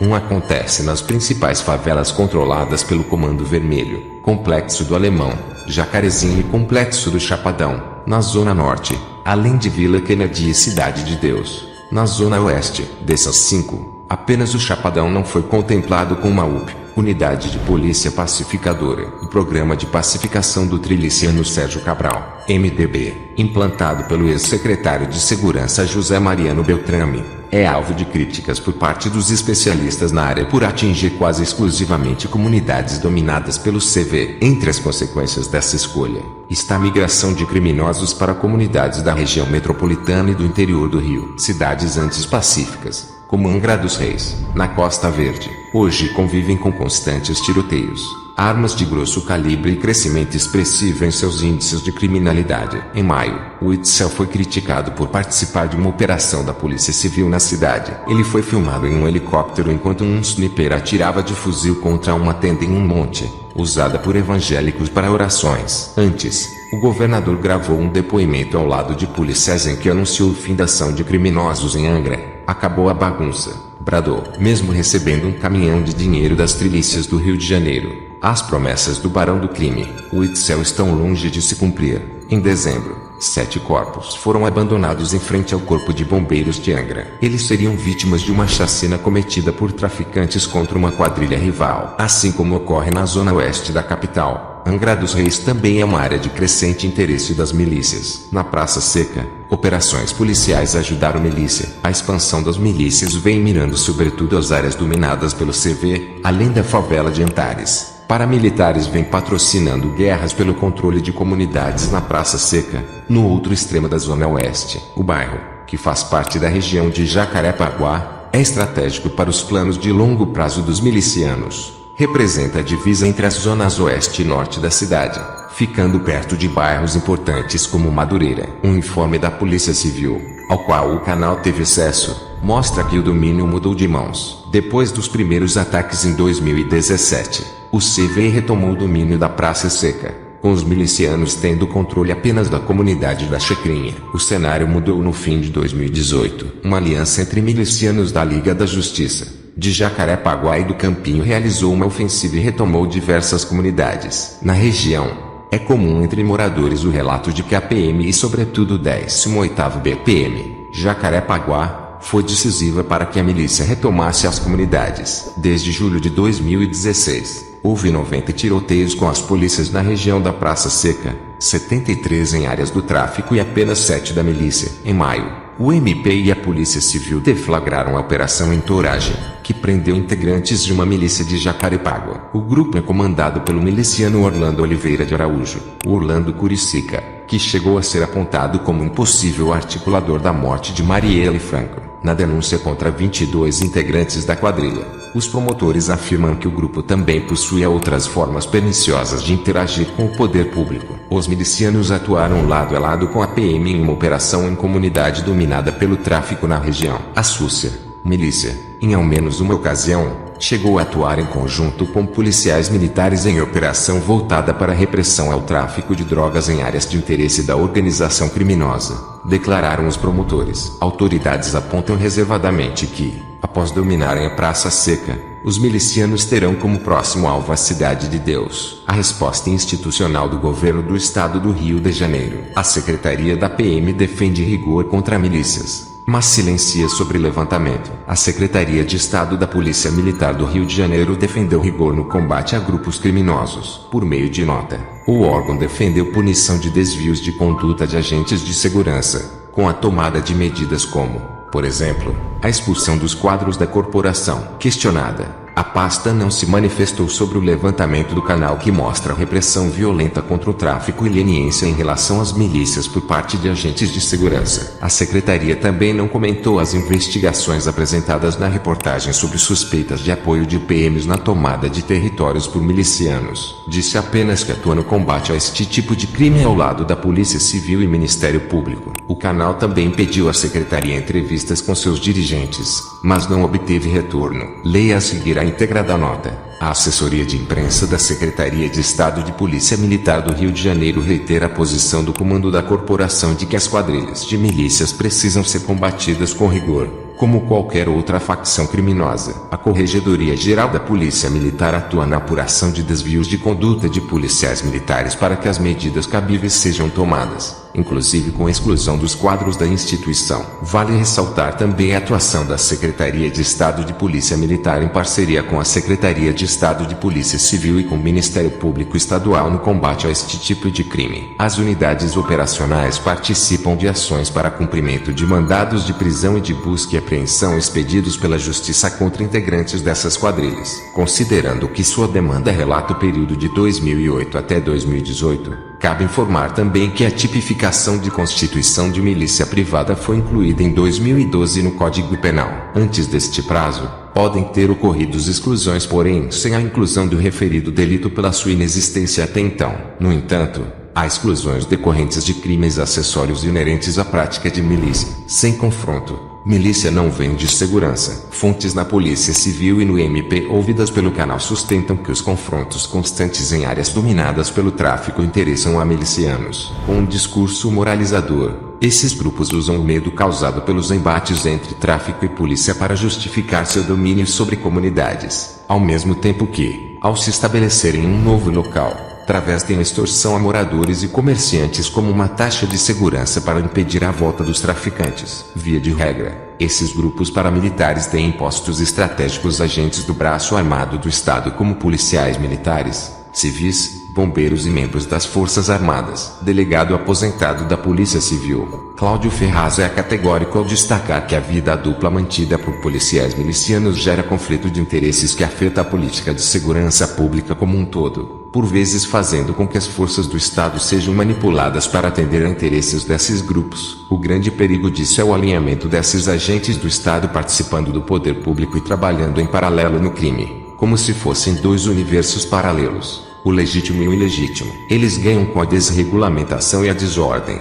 Explica. O traficante quer paz para vender o seu produto. Já o miliciano quer guerra. Se não tiver confronto, como ele vai vender a segurança? Se não mantiver a sociedade em estresse, a mercadoria dele, que é a segurança, não existe. Cláudio Ferraz, delegado aposentado. Ferraz comandou a DRACO, Delegacia de Repressão a Ações Criminosas Organizadas, em um período em que chefões das milícias, vários deles com atuação política importante no Rio, foram presos. O mais notório foi o vereador Jerônimo Guimarães, o Jerominho, figura proeminente do grupo político que governava o Rio e fundador da Liga da Justiça. Ele foi preso em 2007 e passou um longo tempo na prisão, assim como seu irmão, o ex-deputado estadual Natalino Guimarães. Os dois deixaram a cadeia em outubro de 2018 e hoje tentam reabrir seu centro social, que oferece serviços gratuitos à população. Isto será muito mais fácil de entender depois de revisar o exemplo do próximo capítulo. Tá ok?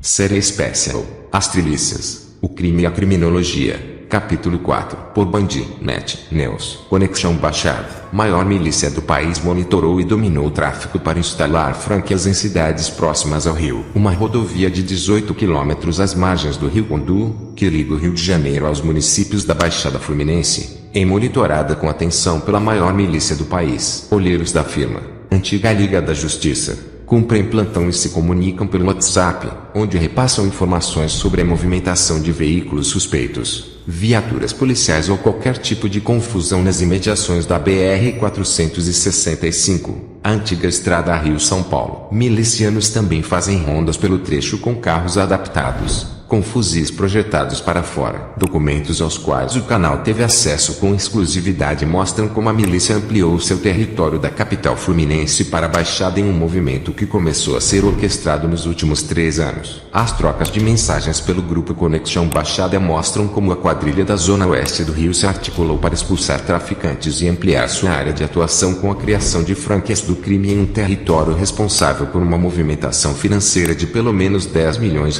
por mês, segundo estimativa do Ministério Público do Rio de Janeiro. Os olheiros faziam plantões para monitorar os bairros Cabuçu, Valverde, Rosa dos Ventos, Jardim Nova Era e Palhada, em Nova Iguaçu, em um dos acessos da antiga estrada Rio-São Paulo. Os diálogos pelo WhatsApp com outros milicianos apontados como administradores da quadrilha revelam uma estrutura empresarial. A denúncia apresentada pelo MPRJ enfatiza o que chama de sistema de poder hierarquizado. As primeiras evidências de que a principal via de acesso a municípios da Baixada estava na mira da milícia foram registrados pelo Ministério Público do Rio de Janeiro em junho de 2018. O grupo paramilitar ainda estudava a movimentação dos traficantes do CV, Comando Vermelho, que até então dominavam o território. O monitoramento se intensificou desde então. Às 23h41 de 19 de maio deste ano, Demétrio Ferreira dos Santos, de 19 anos, conhecido como Maluquinho, recebeu uma informação de um olheiro, que o alertou para uma movimentação no bairro Cabuçu. Avisa o pessoal da firma que um grupo de motociclistas está parado na praça fazendo arruaça. Maluquinho estava na lista de 16 milicianos denunciados pelo Ministério Público do Rio de Janeiro por integrar a organização criminosa. Entre eles, Wellington da Silva Braga, o Eco, chefão do grupo. Outro denunciado foi Danilo Dias Lima, o Tandeira, apontado pela Polícia Civil como responsável pela abertura de franquias na Baixada da firma, também chamada de Tropa do Eco. Na madrugada de 24 de junho, uma investida da milícia determinou a conquista do território. Coordenados por Tandeira, os paramilitares expulsaram traficantes de 8 comunidades de Nova Iguaçu, às margens da antiga estrada Rio-São Paulo. A ação contou com o apoio de cerca de 100 milicianos, muitos deles armados com fuzis. Relatos de moradores nas redes sociais na época indicam que o grupo invadiu casas, revistou pessoas e até cometeu assassinatos nessa ocupação. Uma interceptação telefônica obtida pelo canal registra o desespero dos traficantes ao perceber a chegada do grupo. Olheiro: os caras estão muito pesado. Sic, viado, caralho, é muita coisa, viado, traficante. Mas o que é? O que é? 62. Como os traficantes se referem ao fuzil 7.62. Olheiro: M62. É AK. Fuzil AK-47. Caralho, os caras só tão de fuzil. Puta que pariu. Eu não tava conseguindo nem falar, viado. A fuga do tráfico para a Baixada inspirou milícia. Segundo a promotora Elisa Ramos Pitaro Neves, responsável pela denúncia, as ações do tráfico fizeram com que a milícia percebesse o potencial de uma expansão para os municípios da Baixada. Isso teria ocorrido durante a política de instalação das unidades de polícia pacificadora, UPP, nas favelas do Rio, entre 2008 e 2018, caçados pelas autoridades durante a implementação do programa em 38 áreas até então dominadas pelo tráfico.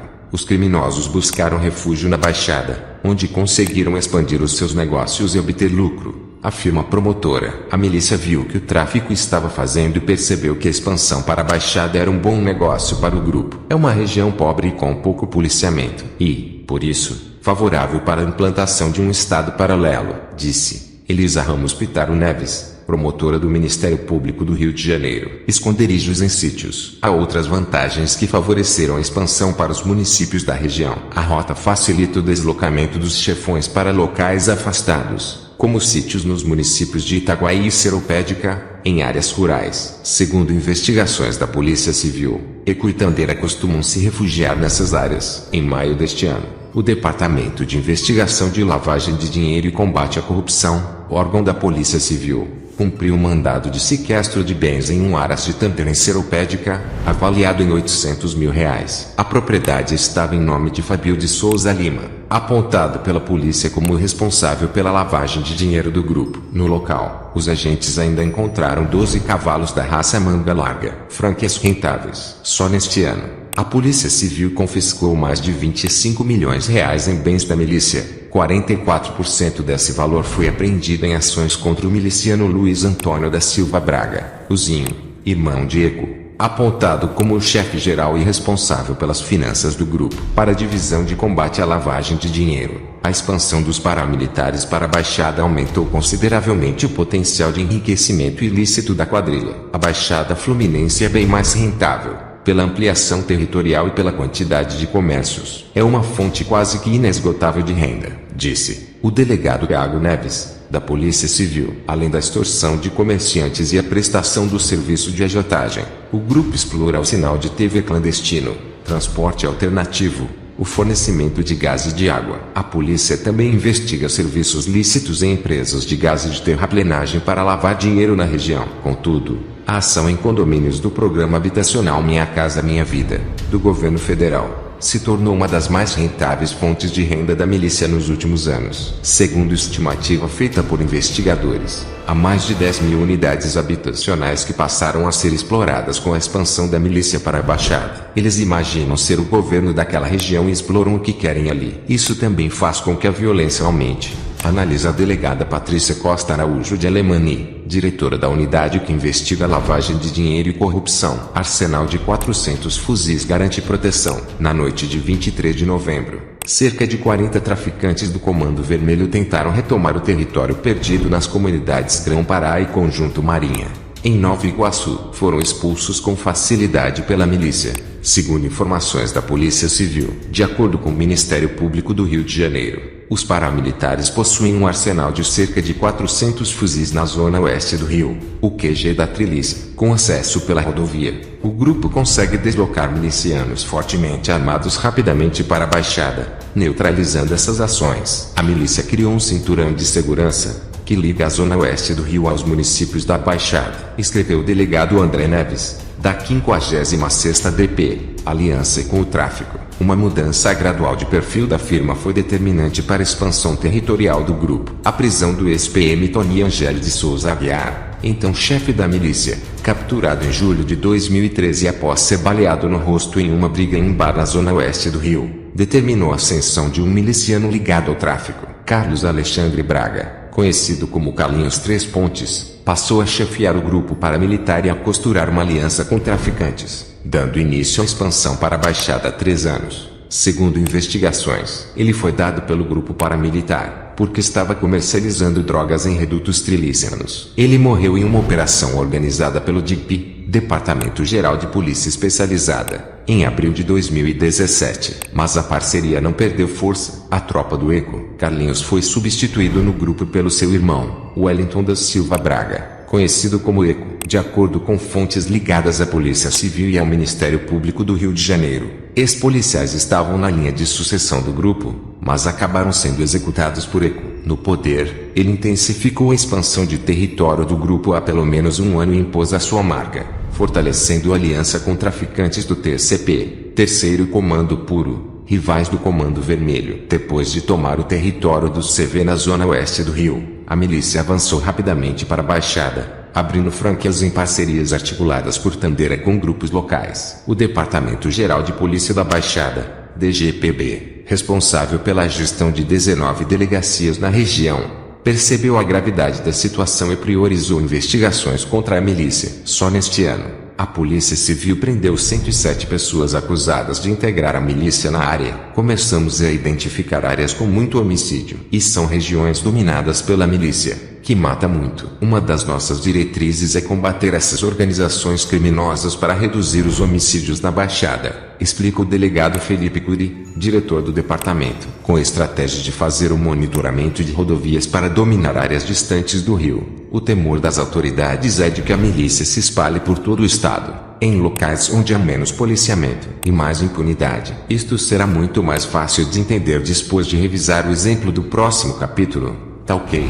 Série Special. As trilícias, o crime e a criminologia. Capítulo 5. Por Bandi, Net, Neus. Batismo de sangue. Ritual de iniciação da milícia do Rio de Janeiro inclui assassinato, esquartejamento e cemitério clandestino. A milícia, conjunto de grupos armados que atuam na ilegalidade no Rio de Janeiro, adota um ritual de iniciação para novos membros que inclui sessões de tortura, assassinato, esquartejamento e enterro em cemitérios clandestinos em áreas rurais. O canal teve acesso a informações que mostram o batismo de sangue do crime, investigado pela Polícia Civil e pelo Ministério Público do Rio de Janeiro. Os dados integram a apuração sobre a expansão dos paramilitares para as cidades da Baixada Fluminense. Na noite de 18 de junho deste ano, 8 homens fortemente armados surpreenderam um grupo de mototaxistas regularizados no Parque Sarandi, em Queimados, Baixada Fluminense. Segundo as investigações, eles se vestiam e falavam como se fossem policiais, de roupas pretas, toucas ninjas e coletes à prova de balas. Adotavam procedimentos semelhantes aos usados por agentes da lei. Em represália aos profissionais que se negaram a seguir as determinações da organização criminosa,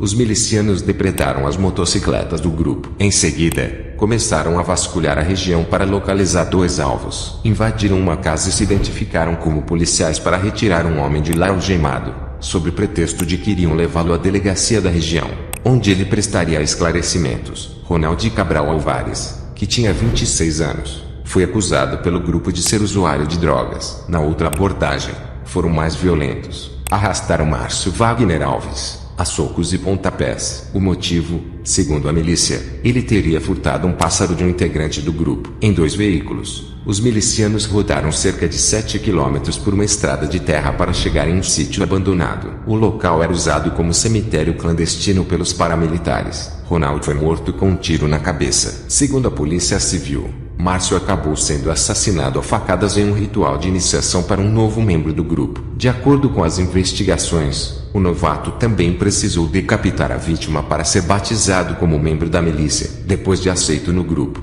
o novato precisa passar por um ritual de ingresso, que inclui decapitação ou esquartejamento. Não foi um caso isolado. Encontramos corpos de várias vítimas que comprovam essa prática macabra. Delegado Leandro Costa, da DHBF, Delegacia de Homicídios da Baixada Fluminense. No dia seguinte, agentes da delegacia chegaram ao local do crime e prenderam 4 suspeitos. Na região, encontraram um facão usado pelos paramilitares, com vestígios de sangue, no porta-malas de um carro. Segundo a polícia, os corpos eram jogados em poços no cemitério clandestino da milícia. Em seguida, aterrados. Com auxílio de retroescavadeiras, a polícia identificou ossadas de pelo menos 15 desaparecidos. Mas há informação de que cerca de 50 vítimas da milícia foram enterradas lá. As buscas continuam. A lista negra no Facebook. Investigações apontam que o duplo homicídio foi cometido por um grupo conhecido como Os Sete, em referência aos integrantes do primeiro escalão da quadrilha. Ex-militar do Exército, Carlos Luciano Soares da Silva, conhecido como Macaco Louco, é suspeito de ter sido o mandante do crime. O Disque Denúncia oferece recompensa de R$1.000 por informações que indiquem o paradeiro dele. Ele é o miliciano mais violento e temido do grupo, diz Leandro Costa, delegado da DHBF. A quadrilha, que também explora os moradores de condomínios do programa habitacional Minha Casa Minha Vida, do governo federal, repete a mesma trajetória da milícia da zona oeste do Rio. Inicialmente, o combate ao tráfico de drogas servia como pretexto para agir. Entre 2016 e 2018, os mesmos criminosos integravam um grupo de extermínio conhecido como Caçadores de Ganso, em referência a uma gíria usada por policiais da capital para se referir a traficantes. Nesse período, o mais violento da quadrilha, eles usavam as redes sociais para divulgar listas de traficantes jurados de morte. Às vezes, publicavam a foto da vítima ainda com vida. "Esse é o próximo", postou um membro, ao anunciar quem seria morto. Em publicação registrada em outubro de 2016 e anexada a um inquérito de homicídio na DHBF. Em seguida, foram publicadas as fotos para comprovar o assassinato no perfil do Facebook. Os milicianos também mandavam recados aos seus alvos, para mostrar que conheciam a rotina deles e monitoravam os seus passos. "Aproveita o churrasco que você está fazendo porque será o seu último", registrou um outro integrante do grupo. Em alguns casos, os crimes tinham o que eles chamavam de caixão fechado, com selo de garantia, uma espécie de assinatura dos paramilitares, quando a vítima era atingida por diversos tiros no rosto. Segundo a Polícia Civil, o grupo assumiu a autoria de pelo menos 20 homicídios pela internet, com inquéritos instalados pela DHBF, com 115, 6 mortes violentas a cada 100 mil habitantes. Queimados aparece em quinto lugar no ranking das cidades com maior número de homicídios do país, segundo o Atlas da Violência de 2019. No ano passado,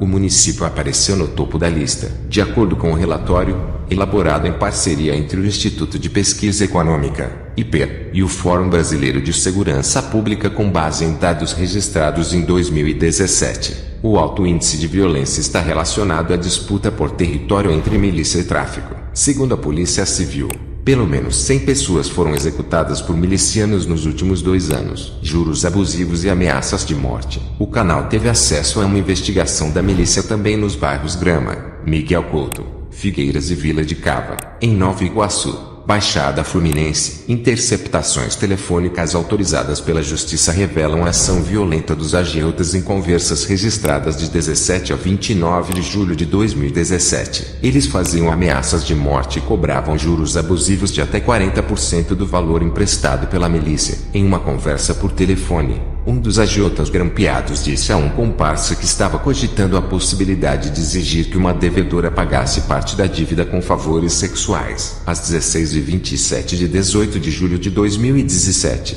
Ednilson Jesus da Silva, conhecido como Baiano, é orientado por um chefão do grupo não identificado pelas investigações a cobrar 10% de juros e a fazer cobranças duras. Mas botam terror nele. Fala pra ele pagar essa porra toda. Baiano segue à risca a orientação, como mostra uma conversa por telefone com uma devedora. Às 18h09 do mesmo dia, policiamento reduzido e mais violência. O aumento de ações marcadas pela violência extrema tem sido um dos efeitos colaterais da expansão da maior milícia do país para os municípios da Baixada. Em locais com policiamento reduzido, paramilitares impõem um estado paralelo marcado por uma imposição sangrenta. Eles costumam se expandir em áreas onde há menor visibilidade. A falta de presença do poder público e da atenção sobre o que acontece lá favorece a milícia. Ignácio Cano, autor de estudos sobre o avanço das milícias no Rio. Nos últimos 3 anos, o grupo da Zona Oeste do Rio, conhecido como a Firma, percebeu o cenário favorável, passou a estabelecer parcerias e abrir franquias do crime nos municípios da Baixada. Como noticiado recentemente pelo canal, segundo a Polícia Civil, grupos locais são acionados em invasões a territórios até então dominados apenas pelo tráfico. Cada quadrilha é obrigada a reforçar o exército da maior milícia do país com pelo menos um veículo com homens armados com fuzis. Desaparecimentos indicam a ação da milícia, dizem especialistas. Essa movimentação teve uma influência nos índices de criminalidade, apontam especialistas. De janeiro a novembro de 2017, no auge da expansão da milícia para a região, o ISPRJ, Instituto de Segurança Pública do Rio de Janeiro, registrou 1.784 crimes violentos letais intencionais nos municípios da Baixada, média superior a 5 mortes por dia. O índice, que leva em consideração as mortes em decorrência de homicídio, lesão corporal seguida de morte e latrocínio, roubo com vítima fatal, foi o maior registrado nos últimos anos. Em 2019, houve queda de 35%. Por outro lado, o ISPRJ registrou 1.165 desaparecimentos na Baixada de janeiro a novembro deste ano. alta de 15% em comparação ao mesmo período de 2017. Luiz Antônio Aires, promotor do Ministério Público do Rio de Janeiro, que atua em processos relacionados à milícia desde o seu surgimento, acredita que o aumento inicial dos homicídios é um efeito colateral da conquista do território. Depois da expulsão de rivais e de se estabelecer no poder, o promotor relaciona o aumento dos casos de desaparecimento a uma ação mais discreta da milícia. Já no território, os milicianos não querem deixar rastros. Aí, as pessoas começam a desaparecer. Mas esses dados não são tratados como um problema de segurança pública e não despertam a atenção das autoridades. Alerta Aires, o delegado Leandro Costa, da DHPF, que investiga os assassinatos na Baixada, concorda. Quando a milícia mata, ela deixa a sua marca. Depois que se estabiliza, passa a agir com mais discrição. Aí, diminuem os índices de homicídio e aumentam os de desaparecimentos. O Olho de Tandeira, em meio à expansão crescente dos paramilitares na Baixada, extorsões a grandes empresas, mortes autorizadas pelo Tribunal do Crime passaram a fazer parte da rotina dos grupos, indicam investigações da Polícia Civil. Nesse cenário, um homem é apontado como responsável pelas decisões da maior milícia do país, e controla as ações das Francas e dos outros grupos, em uma hierarquia de poder. Danilo Dias Lima, o Tandeira, é o encarregado pelas alianças formadas na região e, segundo informações repassadas a investigadores, ele pode estar por trás do sumiço de 3 milicianos. Há 6 meses, os desaparecidos representavam um grupo de queimados que foi denunciado ao Ministério Público do Rio de Janeiro, acusado de cobrar pela autorização de obras de saneamento de asfalto desde 2018. Essa quadrilha também estaria exigindo propina de R$300 mil mensais para autorizar a circulação de uma empresa de fornecimento de energia elétrica nos municípios de Seropédica e Itaguaí, reduto de Tandeira. Segundo as investigações, a mesma milícia ainda estaria cobrando pagamentos a um representante comercial encarregado de entregas de refrigerantes nos comércios. Quando descobriu que esse grupo tinha arrecadado R$17 milhões com extorsões, Tandeira decidiu convocar uma reunião para cobrar pelo dinheiro arrecadado. Os milicianos de Queimados foram ao local e aceitaram repassar o valor. Mesmo assim, não houve acordo. No encontro, Tandeira também questionou uma encomenda de fuzis feita pelo grupo, que queria tomar o território de Desafeto sem consultá-lo. Como eles se negaram a mudar de ideia e reafirmaram a intenção de expulsar milicianos rivais, Tandeira teria ordenado a morte deles. Segundo a investigação, os corpos nunca foram encontrados, mas a Polícia Civil acredita que os cadáveres possam estar em um dos cemitérios clandestinos da milícia, em áreas rurais da Baixada. Nos últimos 6 meses, a Polícia Civil descobriu a existência de 3 locais usados para ocultar corpos daqueles que desafiaram as ordens impostas pelo poder paralelo da milícia. Isto será muito mais fácil de entender depois de revisar o exemplo do próximo capítulo. Tá ok? Série Special: As Trilícias, o crime e a criminologia. Capítulo 6. Por Bandinet News afirma: milícias S.A. em permanente expansão e mutação. Milicianos estendem seus negócios do narcotráfico até as eleições. Os traficantes erguem os fuzis e lançam ameaça em vídeo do YouTube. Olha como nós tá pesadão. Pode subir o escadão que não passa nada. A resposta veio só em áudio. O bagulho é nosso, seus comédias. Aqui é tudo milícia. O confronto no Morro do Jordão, em Jacarepaguá, zona oeste do Rio, durou um ano de tiros e mortes. Terminou após um acordo de anexação. A milícia vendeu seu território ao CV, o Comando Vermelho, por R$3 milhões. Passou-se o ponto. Não foi a primeira nem a última transação desse tipo. Tráfico e milícia mostram cada vez mais flexibilidade num mercado que, como tantos outros, se autorregula. Na favela do Aço, em Campo Grande, também zona oeste do Rio, a facção Terceiro Comando Puro contratou milicianos para fazerem segurança. O Jobi é pago com 50% do lucro das operações. É verdade que a milícia cresceu muito há 10 anos com a promessa de combater as drogas e proteger a população local, mas nos últimos tempos a gestão optou por uma aliança estratégica com o narcotráfico, ou seria uma joint venture. O discurso moral do início era só um disfarce. O que eles querem, como qualquer criminoso, é o lucro, afirma Ignácio Cano, professor do Laboratório de Análise da Violência da Universidade Estadual do Rio de Janeiro e autor do livro No Sapatinho: A Evolução das Milícias no Rio de Janeiro, 2008-2011. As milícias se espalharam por todo o estado do Rio, além de cidades de norte a sul do país. Também deixaram o leque inicial de segurança. A Gasgatoni e Ativan avançam sobre o setor imobiliário. Nas eleições de 2016, uma das mais violentas da história do Brasil, estão envolvidas em mortes de candidatos e até cobraram taxas de políticos que fizeram campanha em seus domínios. Os depósitos de mercadoria e as empresas de logística gostam da milícia por perto para evitar roubo de carga. O sistema lícito se arranja com o ilícito, afirma a especialista Alba Zaluar, professora de antropologia da UERJ, Universidade Estadual do Rio. Os chefes milicianos são funcionários públicos, ou ex, que agem como senhores feudais e planejam como executivos capitalistas. Novos capítulos da teoria econômica estão sendo escritos nas ruas suburbanas de uma maneira que nem Adam Smith ou Karl Marx poderiam imaginar. Marquinhos sem cérebro, mão de seda, Cilinho doido, cachorrão, mamute, Leandrinho quebra-ossos. Se os nomes milicianos já metem medo, imagina saber que eles têm contatos dentro de repartições públicas e sabem quem faz qualquer denúncia contra eles. Antes, o preço da delação era uma morte sanguinária exposta no meio da rua. Um sacrifício ritualístico para dar a mensagem. Atualmente, o recado é dado com desaparecimentos. Sem cadáver,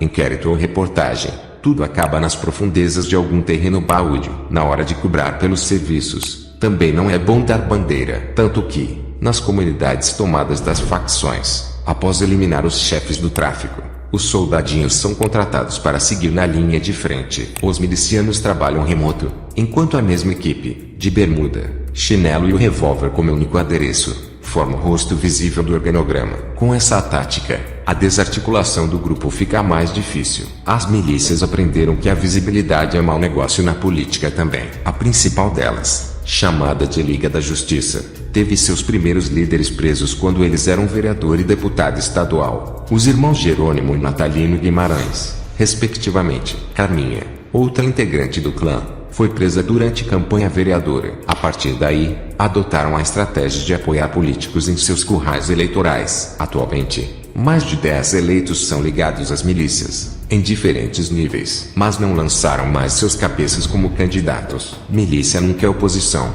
define Marcelo Freixo, que presidiu a equipe das milícias até 2008 e teve um irmão morto por milicianos. Como os empreiteiros do Brasil aprenderam recentemente, as prisões fazem parte da dinâmica gerencial. 4 líderes da Liga da Justiça precisaram ir presos para Tony Angelo chegar ao topo da organização. Foi de Angelo, um ex-policial que, apesar do mandado de prisão, tinha escolta de PMs. A decisão de expansão para a Baixada Fluminense, também detido. Ele teve como sucessor Carlos Alexandre Braga, o Carlinhos Três Pontes, que foi traficante do CV, bandeou-se para a milícia e ganhou a confiança dos líderes. Ele firmou aliança com os comandos do tráfico.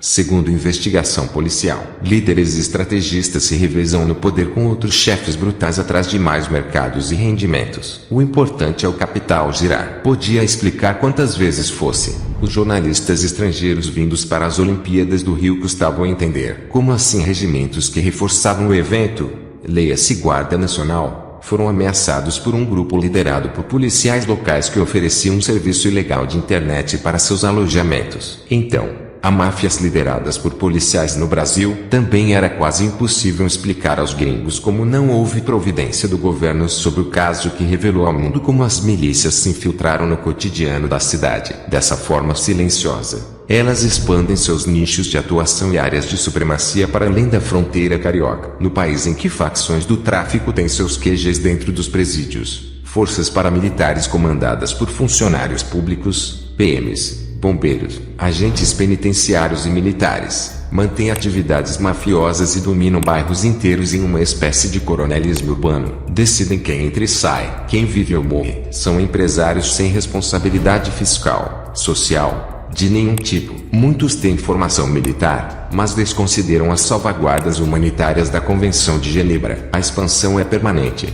porque a base do negócio é territorial. E as milícias perceberam que nos municípios menores do interior do Rio podem ter mais influência política e mais lucro em áreas públicas, afirma Luiz Antônio Aires, promotor de justiça de Santa Cruz, bairro carioca dominada por milícias. Já foram detectados grupos similares em outros estados do país. Não existe deslocamento de membros como nos comandos do tráfico. porque são funcionários públicos e dominam as áreas que trabalham ou vivem. Mas é muita transferência de know-how para formar e manter uma milícia, revela o promotor. Para dimensionar a expertise, a milícia no Rio com carnê de pagamento e até saque, serviço de atendimento ao consumidor. Não é bagunça. O crime é muito bem organizado. Há exemplos da Amazônia até o Pampa. Em Pelotas, Rio Grande do Sul, 30 policiais, entre eles comandantes da Brigada Militar, foram presos acusados de formação de milícia porque cobravam de comerciantes uma taxa de segurança, e seus integrantes torturavam suspeitos de roubo nos dias de folga da corporação. Há casos semelhantes nos municípios de Porto Alegre e Alvorada. Já uma CPI da Assembleia Legislativa do Pará apontou a presença de 3 grupos que atuam na periferia de Belém. As organizações lideradas por PMs extorquem empresários, promovem chacinas e disputam pontos de narcotráfico. Ainda há suspeita que um membro da corregedoria vazava informações sobre as investigações. No Nordeste, em todos os estados há ações milicianas. Na Bahia, se repete um crime já comum no Rio: invasão dos condomínios do programa Minha Casa Minha Vida. Em Salvador e Feira de Santana, foi expulso quem não pagou a taxa de segurança. Na capital baiana, bairros periféricos têm paisanos controlando internet, TV a cabo, gás, vans e mototáxis. Para o governo paulista, que protege e administra a facção Primeiro Comando da capital, PCC, não existem paramilitares no estado. O Ministério Público já conta outra história. Mas, em meio à hegemonia da facção PCC no oceano sem reboco da periferia, há ilhas dominadas por grupos similares a milícias. Em um muro da Avenida Carlos Caldeira Filho, no Campo Limpo, apareceu em 2014 a inscrição SPT em voz. SPT, junto do distintivo do Batman, símbolo que serve de marco limítrofe no Rio para os milicianos da Liga da Justiça, sempre entre os mais violentos. O distrito da Zona Sul paulistana foi o recordista de mortes justamente em 2014, com 48 assassinatos, muitos com indícios de envolvimento policial. Grupos de extermínio, nos quais há suspeita de presença policial, se fizeram presentes nas matanças de 2006 e 2012. Como resposta a ataques do PCC com tocas ninjas e carros escuros sem placa. Eles apareceram novamente em agosto de 2015 com a matança de 23 pessoas em Osasco e região. Tudo que leva o Rio a ter milícia não é exclusivo daqui. Em vários estados, há essa combinação de fragilidade do controle das polícias e a desigualdade das cidades, opina Freixo. Isso sem falar do campo brasileiro, com seu histórico de jagunços, capangas ou pistoleiros. Hoje, há milícias rurais em estados como Mato Grosso do Sul e Pará. Em 2012, foi sancionada a lei que tipifica o crime de formação de milícia, porque muitas vezes ela se confundia com policiamento à paisana, P2, ou com segurança privada e não era punida. O Brasil também pode complicar esse cenário. Governos e parlamentos acenam com medidas que afrouxam a fiscalização das polícias. Ministro da Justiça escolhido por Michel Temer, Alexandre de Moraes, foi o secretário de Segurança Pública de Geraldo Alckmin em São Paulo que dificultou a divulgação de boletins de ocorrência e mudou os critérios das estatísticas criminais a partir do final de 2015. Foi nesse ano que, segundo o levantamento do Ministério Público baseado em dados oficiais, a polícia local foi responsável por 1 em cada 4 mortes no estado. As ocorrências só se tornaram públicas após a Lei de Acesso à Informação ser acionada por jornalistas. Já como auxiliar do golpista Michel Temer, Moraes defendeu menos pesquisas e mais armamentos, incluindo aproveitar as armas apreendidas com criminosos, hoje, por lei, destruídas, mas que na verdade foram negociadas com criminosos. Esse ministro tem uma trajetória contra a transparência e com uma visão ultrapassada de segurança pública, na contramão das melhores polícias do país. Arma o Brasil tem de sobra, o que falta é inteligência na atuação, afirma Cano. A assessoria de imprensa do Ministério informou que Moraes não comentaria as críticas. O sociólogo também critica propostas das chamadas bancadas da bala, que formam parte da base parlamentar do governo federal e da maioria das gestões estaduais. Em São Paulo, por exemplo, há um projeto para reduzir a independência do ouvidor da polícia, enfraquecer as ouvidorias e as corregedorias, diminui o controle interno sobre as corporações, o que abre brecha para violações como a milícia, aponta Cano. Outra proposta, dessa vez na Câmara Federal pelo deputado Alberto Fraga, DNTF, torna toda a morte causada por policial um ato de legítima defesa. Até prova do contrário, a impunidade fardada é um dos ingredientes para criar milicianos. O fenômeno das milícias revela um processo de falência da segurança que não foi capaz de conter a expansão do crime organizado dentro das fileiras da própria polícia, afirmou Átila Roque, diretor executivo da Anistia Internacional no Brasil. Até uma medida apresentada para coibir a corrupção, como a proibição de empresas doarem para campanhas,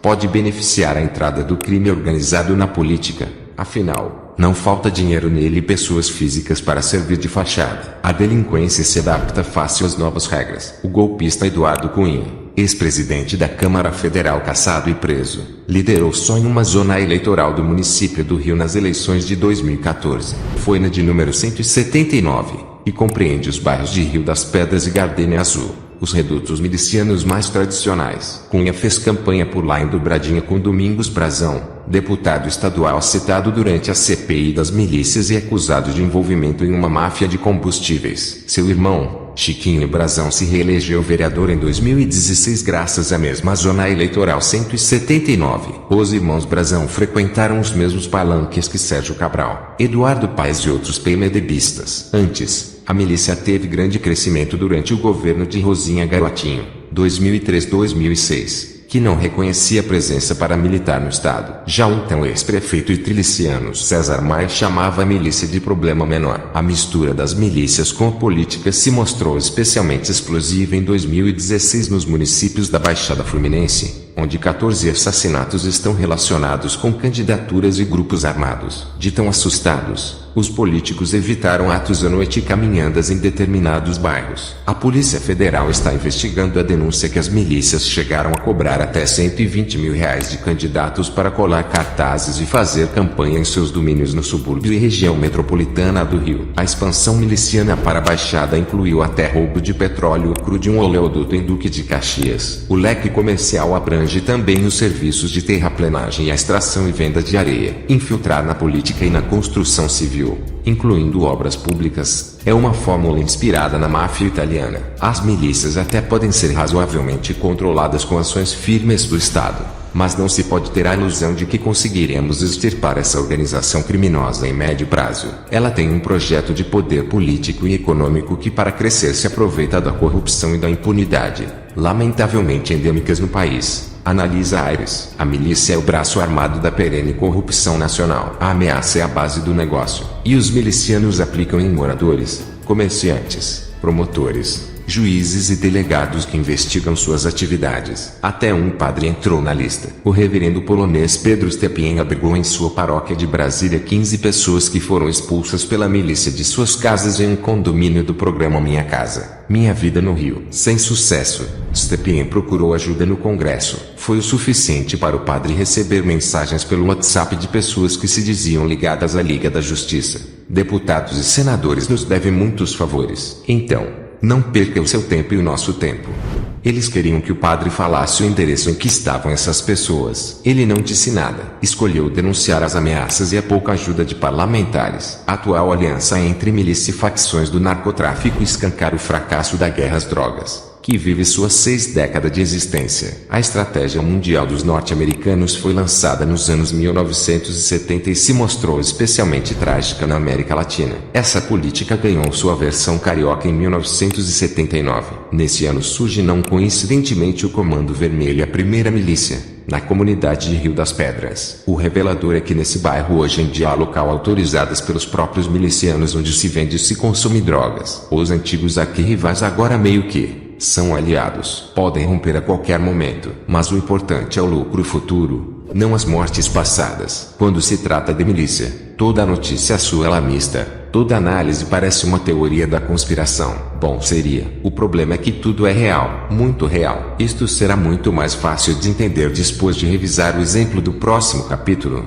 Tá ok? Série Special. As trilícias, o crime e a criminologia. Capítulo 7. Por Bandinet News. Falou, morreu. Ex-milicianos viram testemunhas da justiça e acabam assassinados de maneira brutal na Baixada. Eles fizeram parte de grupos ligados à maior milícia do país, que se expandiu da zona oeste do Rio à Baixada Fluminense, mas entraram para a lista negra da firma porque resolveram falar. O canal teve acesso a vídeos com relatos de 2 ex-milicianos assassinados. Em depoimentos à justiça, eles confessaram participar de crimes como extorsão, organização criminosa e corrupção ativa. Atormentados pela morte de colegas e perseguidos nas quadrilhas, decidiram revelar, em detalhes, o funcionamento de um grupo infiltrado na polícia e até na política local. Em território afastado das autoridades, milicianos circulam impunemente com armas de grosso calibre em plena luz do dia, expulsam rivais e criam uma rotina de terror, com casos de esquartejamento de vítimas e ocultação de cadáveres em cemitérios clandestinos. A firma cria franquias em um modelo empresarial, segundo denúncia do Ministério Público do Rio de Janeiro. A quadrilha chefiada por Wellington da Silva Braga, o ECO, na lista dos criminosos mais perigosos do país divulgada no fim do mês pelo Ministério da Justiça, recruta membros de grupos menores e autoriza que eles usem o seu nome. Em troca, exige pagamentos. Mas milicianos também usaram o nome de ECO para agir sem pedir autorização. Ex-miliciano depõe e detalha execuções. Punidos a bala. 2 delatores da milícia o mesmo fim, mortos a tiros. André Vitor de Souza Corrêa, ex-integrante do grupo e um dos homens que figurou na lista negra da firma, depôs em setembro de 2018 na sede do Ministério Público do Rio de Janeiro, em Itaguaí, Rio de Janeiro, um dos municípios da Baixada mais afastados da capital fluminense. Segundo ele, ECO mandou matar 2 integrantes da organização por supostamente usarem o nome dele para extorquir dinheiro de moradores em um condomínio do programa federal Minha Casa Minha Vida. Com auxílio do depoimento, o Ministério Público do Rio de Janeiro denunciou 44 milicianos por organização criminosa, entre eles, o próprio ECO. Em fevereiro de 2019, o corpo de André foi encontrado no porta-malas de um carro com marcas de tiro, investigado por homicídio. Um outro ex-miliciano firmou termo de delação premiado e contou como agia um grupo chefiado por um policial militar da ativa. Com base nas informações fornecidas por Rodrigo Felizbino Moreno, a justiça autorizou a quebra do sigilo telefônico de suspeitos de envolvimento com a quadrilha. Em julho de 2017, Celso Humberto Almeida da Silva, então subtenente da Polícia Militar do Rio de Janeiro, foi preso, acusado de usar a estrutura do 39º BPM para impedir a aproximação de traficantes em sua área de atuação, em Belford Roxo, Rio de Janeiro. Na época, foram emitidos 27 mandados de prisão contra acusados de integrar a milícia. Em julho do ano seguinte, horas depois de contar o que sabia em uma audiência no Fórum de Nova Iguaçu, Rio de Janeiro, Rodrigo foi morto a tiros na porta de casa. O relato do ex-miliciano André Vitor ao Ministério Público do Rio de Janeiro indica quem eram os encarregados pelas decisões do grupo. Danilo Dias Lima, conhecido na maior milícia do país como Tandeira, é o responsável direto pela criação das franquias da organização criminosa chefiada por ECO. Segundo as autoridades, ele é o segundo homem na hierarquia do grupo e, assim como ECO, também integralista dos criminosos mais perigosos do país, divulgada pelo Ministério da Justiça. O depoimento de André também revela quem eram os outros chefões do grupo em Itaguaí, Rio de Janeiro. A decisão de matar 2 integrantes da quadrilha que estariam abrindo franquias sem a bênção do chefe teria sido do próprio ECO. Em ligação telefônica a Antônio Carlos de Lima, então sargento da Polícia Militar, preso em agosto de 2018. A ordem foi repassada a outro homem com formação militar, o ex-PM Carlos Eduardo Benevides Gomes, conhecido no grupo como Benevides ou Bené, um dos criminosos mais procurados no Rio de Janeiro. Ainda de acordo com o depoimento, outros 2 milicianos participaram diretamente do crime: Diego Silva Nobrega, o DG, e Juan de Oliveira Dias, o Traquinas. Eles também foram apontados por André como membros do braço armado do bando. DG era o homem que matava. Era conhecido como o Homem da Guerra. O Juan guardava as armas da quadrilha. Ele esperava ser transferido para cadeia sem facção. O promotor Jorge Luiz Furquim, membro do GAECO, Ministério Público do Rio de Janeiro, Grupo de Atuação de Combate ao Crime Organizado do Ministério Público do Rio de Janeiro, que registrou o depoimento, disse que André tinha condenação por envolvimento com o tráfico de drogas e era acusado pelo crime de organização criminosa por causa da ligação com a milícia, mas não denunciou o grupo em troca de liberdade. A narrativa dele ganhou força porque batia com as informações da investigação. Ele não quis fazer delação premiada. Se ficasse na rua, sabia que poderia ser assassinado, pois estava jurado de morte. No presídio, a milícia poderia pagar alguém para matá-lo. Ele esperava ser transferido para uma cadeia sem facção. para ficar seguro, disse Jorge Luiz Furquim, promotor do Ministério Público do Rio de Janeiro. As pessoas citadas no depoimento de André fazem parte de uma lista de 44 denunciados pelo GAECO, MPRJ, que os acusa de integrarem uma estrutura de poder paralelo armado, com esquema de cobrança de dinheiro por taxa de segurança. PMs dão cobertura à milícia, revelou delator. O ex-miliciano viveu seus últimos dias como um homem marcado para morrer. Presenciou a execução de 2 comparsas em Itaguaí, Rio de Janeiro, e colocou os corpos na caçamba de um carro. De lá, os cadáveres foram carregados para um cemitério clandestino da milícia. O local, aliás, foi descoberto graças à colaboração de André com as autoridades. Ele apontou onde era o cemitério clandestino. Lá, foram encontradas 6 ossadas, mas só conseguimos identificar uma das vítimas. Não há registro de desaparecimento, porque as pessoas não registram mais queixa, com medo de morrer, lamenta o promotor Jorge Luiz Furquim. Foi o capítulo final de sua atuação na milícia, conforme o depoimento. André também revelou a suposta parceria de pessoas ligadas ao grupo com homens fardados, investigada pelo Ministério Público do Rio de Janeiro. No depoimento, citou, por nomes ou apelidos, quem eram os policiais na folha de pagamento do crime. Todo final de semana, eles ganhavam dinheiro, apareciam fardados, na viatura. Quando viam a gente, viravam a câmera para o lado, paravam mais à frente e desciam para apertar a nossa mão. Se eles apreendessem arma do tráfico, nos vendiam. Se pegassem algum traficante, também nos vendiam, para serem executados. Curtiam festa, churrasco com a gente. André Vitor de Souza, ex-miliciano assassinado. O ex-miliciano também explicou como funcionava a suposta cooperação dos agentes de segurança nas ações promovidas pela milícia. Ele revelou, ainda, uma suposta cooperação de policiais militares em guerras travadas entre a milícia e traficantes rivais. Eles foram com as viaturas, deram cobertura, entraram, para espantar os caras. Depois, a milícia entrou e dominou. Sentenciado, assombrado pelas mortes dos comparsas, André disse ter tido pesadelos. Resolveu contar o que viu para a namorada, como desabafo, mas ela acabou comentando a história com uma amiga. Os milicianos descobriram e se preparavam para matar André, que fugiu após ser alertado por outro integrante do grupo. Enquanto se refugiava em uma região afastada, acabou sendo preso em flagrante por porte ilegal de arma. Não se sentiu protegido da organização criminosa nem mesmo quando estava atrás das grades. Ouviu a sua sentença da boca de um miliciano. Ele foi agredido por outros detentos. Disse que foi ameaçado quando se recuperava dos ferimentos no hospital da cadeia. Um miliciano disse que iria matá-lo. Disse Jorge Luiz Furquim, promotor do Ministério Público do Rio de Janeiro. Sem alternativas, André decidiu contar o que sabia às autoridades. Em janeiro de 2019, a prisão preventiva foi anulada pela Justiça. André, então,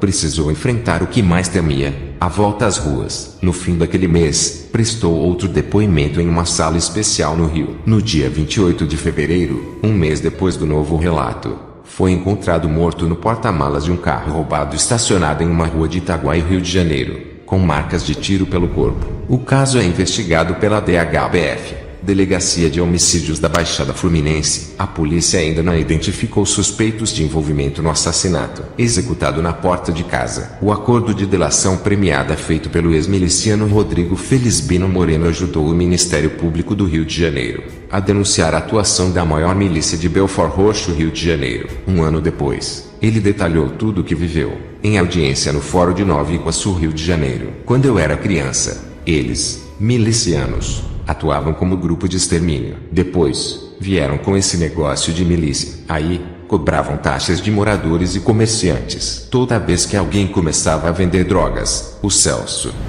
Humberto, então PM da ativa e chefe da milícia, mandava os moleques lá pra acabar com o tráfico. Ele fazia contato com o batalhão. Os caras iam lá e matavam. Rodrigo Felizbino Moreno, ex-miliciano assassinado. Celso Humberto, citado por Rodrigo na audiência, foi preso em julho de 2017, com auxílio de escutas telefônicas autorizadas pela Justiça que revelaram como ele comandava um esquema de extorsão a moradores e comerciantes da região. Em seu depoimento, Rodrigo disse que fazia parte do grupo. Eu andava junto com eles, milicianos, todos sempre armados. Quando iam no comércio cobrar, eu ia com eles, mas faziam muita covardia. Depois de um tempo, matavam os caras que andavam com eles. Mataram 2 amigos meus, enterraram os corpos e nunca mais acharam. Aí, 2 caras de touca ninja tentaram me matar. Me balearam. Depois disso, me afastei. Apesar de denunciar um dos grupos mais violentos do Rio, Rodrigo não demonstrou preocupação. Ele disse: "Não, tá tudo bem. Já me resolvi com os caras", relembra a promotora Elisa Ramos Pitaro Neves, responsável pela denúncia. Horas depois de depor, Rodrigo foi morto a tiros na porta de casa. Bem, agora vamos acompanhar essa história no presente e no futuro. Fechou? Gostou do vídeo? Se possível, ative o sininho e compartilhe nas redes sociais para ajudar no canal.